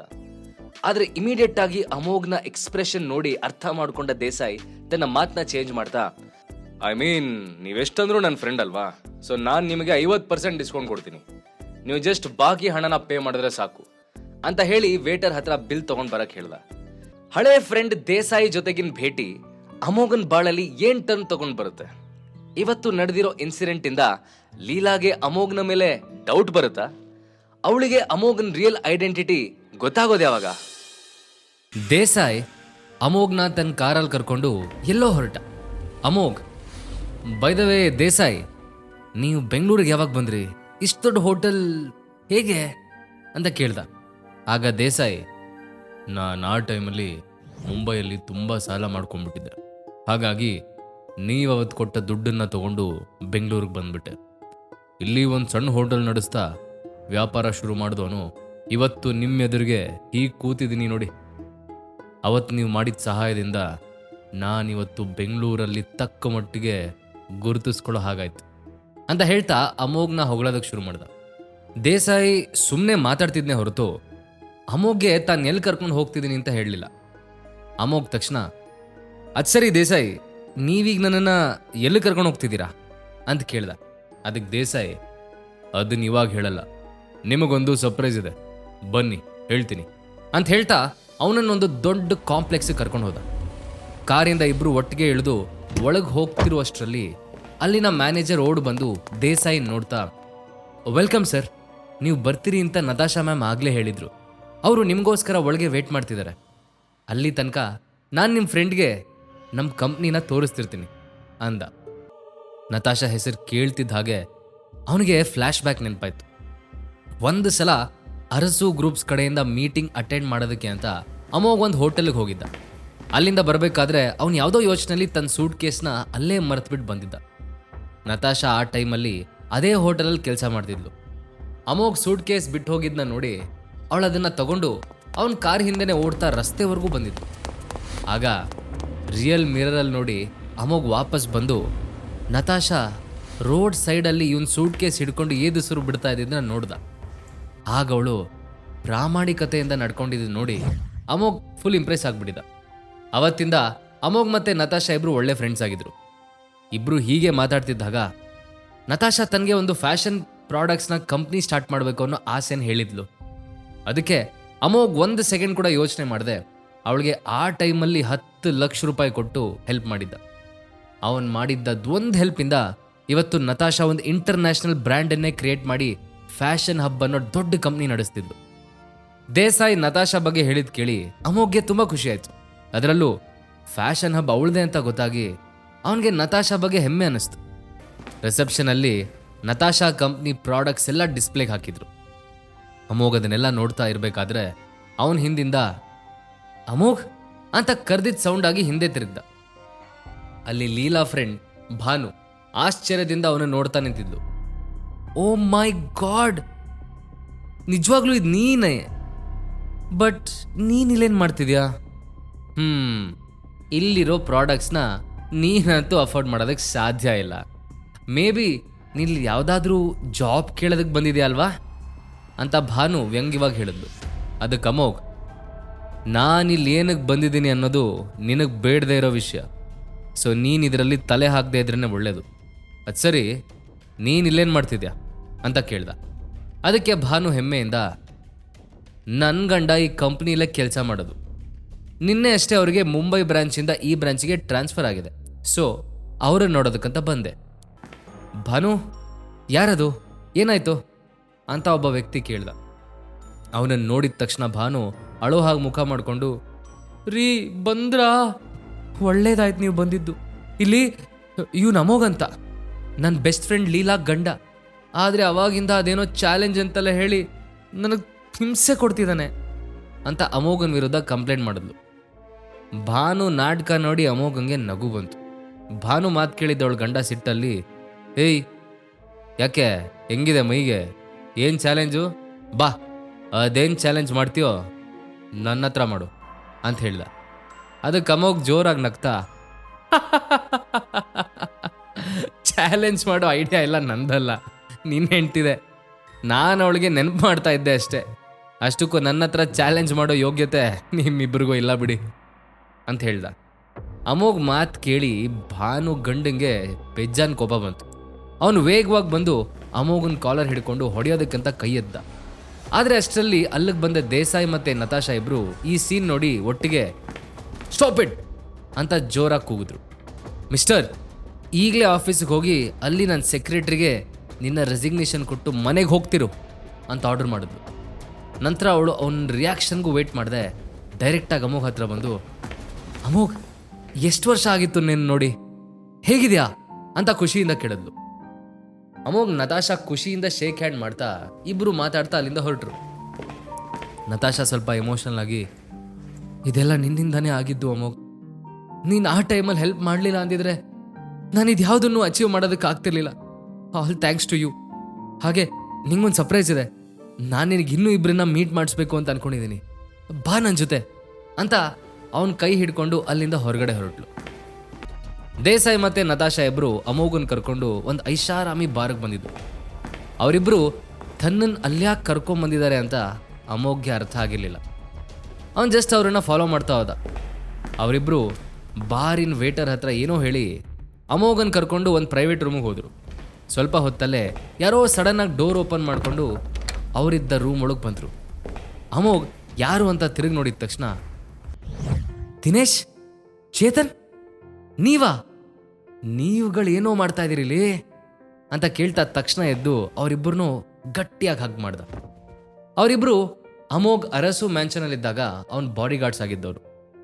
ಅಮೋಘ್ ಸಂತೋಷದಿಂದ, ನಿಮ್ಗಿನ್ನೂ ನಾನು ನೆನಪಿದ್ದೀನಾ ನಾನೆಲ್ಲೋ ಮರ್ತು ಬಿಟ್ಟಿರ್ತೀರಿ ಅಂತ ಅನ್ಕೊಂಡಿದ್ದೆ ಅಂತ ಹೇಳ್ದ. ಅದಕ್ಕೆ ದಿನೇಶ್, ಅದು ಹೇಗೆ ನಿಮ್ಮನ್ನು ಮರೆಯೋಕ್ಕಾಗತ್ತೆ ಅಮೋಘ್ ಸರ್? ನಮ್ಮಮ್ಮಂಗೆ ಆಪರೇಷನ್ ಮಾಡಬೇಕು ಅಂದಾಗ ಲಕ್ಷಾಂತರ ರೂಪಾಯಿ ಬಿಲ್ಲನ್ನು ನೀವೇ ಕಟ್ಟಿದ್ರಿ, ಅವಳ ಜೀವನ ಉಳಿಸಿದ್ರಿ. ನಾನು ನಮ್ಮಮ್ಮ ನಿಮ್ಮನ್ನ ನೆನೆಸ್ಕೊಳ್ದೇ ಇರೋ ದಿನಾನೇ ಇಲ್ಲ ಸರ್. ನಿಮ್ಮ ಋಣ ನನ್ನ ಮೇಲೆ ಇನ್ನೂ ಇದೆ ಸರ್. ನಾನು ಸಾಯೋ ತನಕ ನಿಮ್ಮ ಸಹಾಯನ ಮರೆಯಲ್ಲ ಅಂತ ಕಣ್ಣಂಚಲ್ಲಿ ಬರ್ತಿರೋ ಕಣ್ಣೀರನ್ನು ಒರೆಸ್ಕೊಂಡ. ಅದನ್ನ ನೋಡಿ ಅಮೋಘ್ ದಿನೇಶ್ ಭುಜದ ಮೇಲೆ ಕೈ ಇಟ್ಟು, ಯಾವನ ಇವನು ಅಪರೂಪಕ್ಕೆ ಎಲ್ಲರೂ ಒಟ್ಟಿಗೆ ಸಿಕ್ಕರೆ ಫ್ಲ್ಯಾಶ್ ಬ್ಯಾಕ್ ಎಲ್ಲ ನೆನೆಸ್ಕೊಂಡು ಗೋಳೋ ಅಂತಿದ್ದಾನೆ. ಅದು ಸರಿ, ಈ ಬಾರ್ ನಿಂದ ಮೊದಲಿಂದಲೂ ಏನಾದರೂ ಬಿಸ್ನೆಸ್ ಮಾಡಬೇಕು ಅಂತ ಇದ್ದೆ ನೀನು? ಅಂತೂ ಅಂದ್ಕೊಂಡಾಗೆ ಮಾಡಿದೆ. I am very proud of you my friend ಅಂತ ಹೇಳಿ ಅವನು ಬೆನ್ ತಡ್ದ.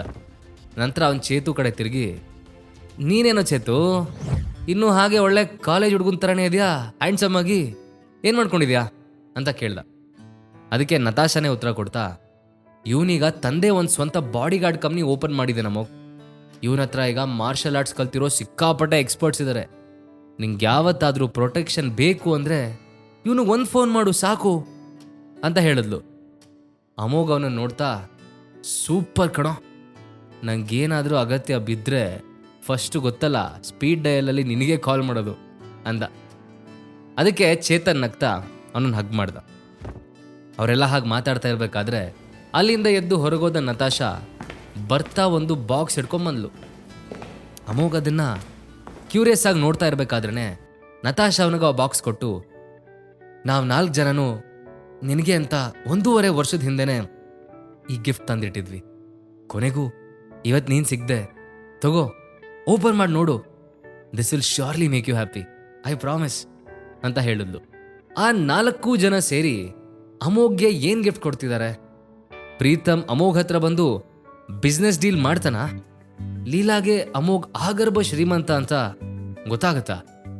ಹಾಗಾದ್ರೆ ಈಗಲೇ ಡೌನ್ಲೋಡ್ ಮಾಡಿ ಪಾಕೆಟ್ FM ಮತ್ತು ಕೇಳಿ ಅರಸು.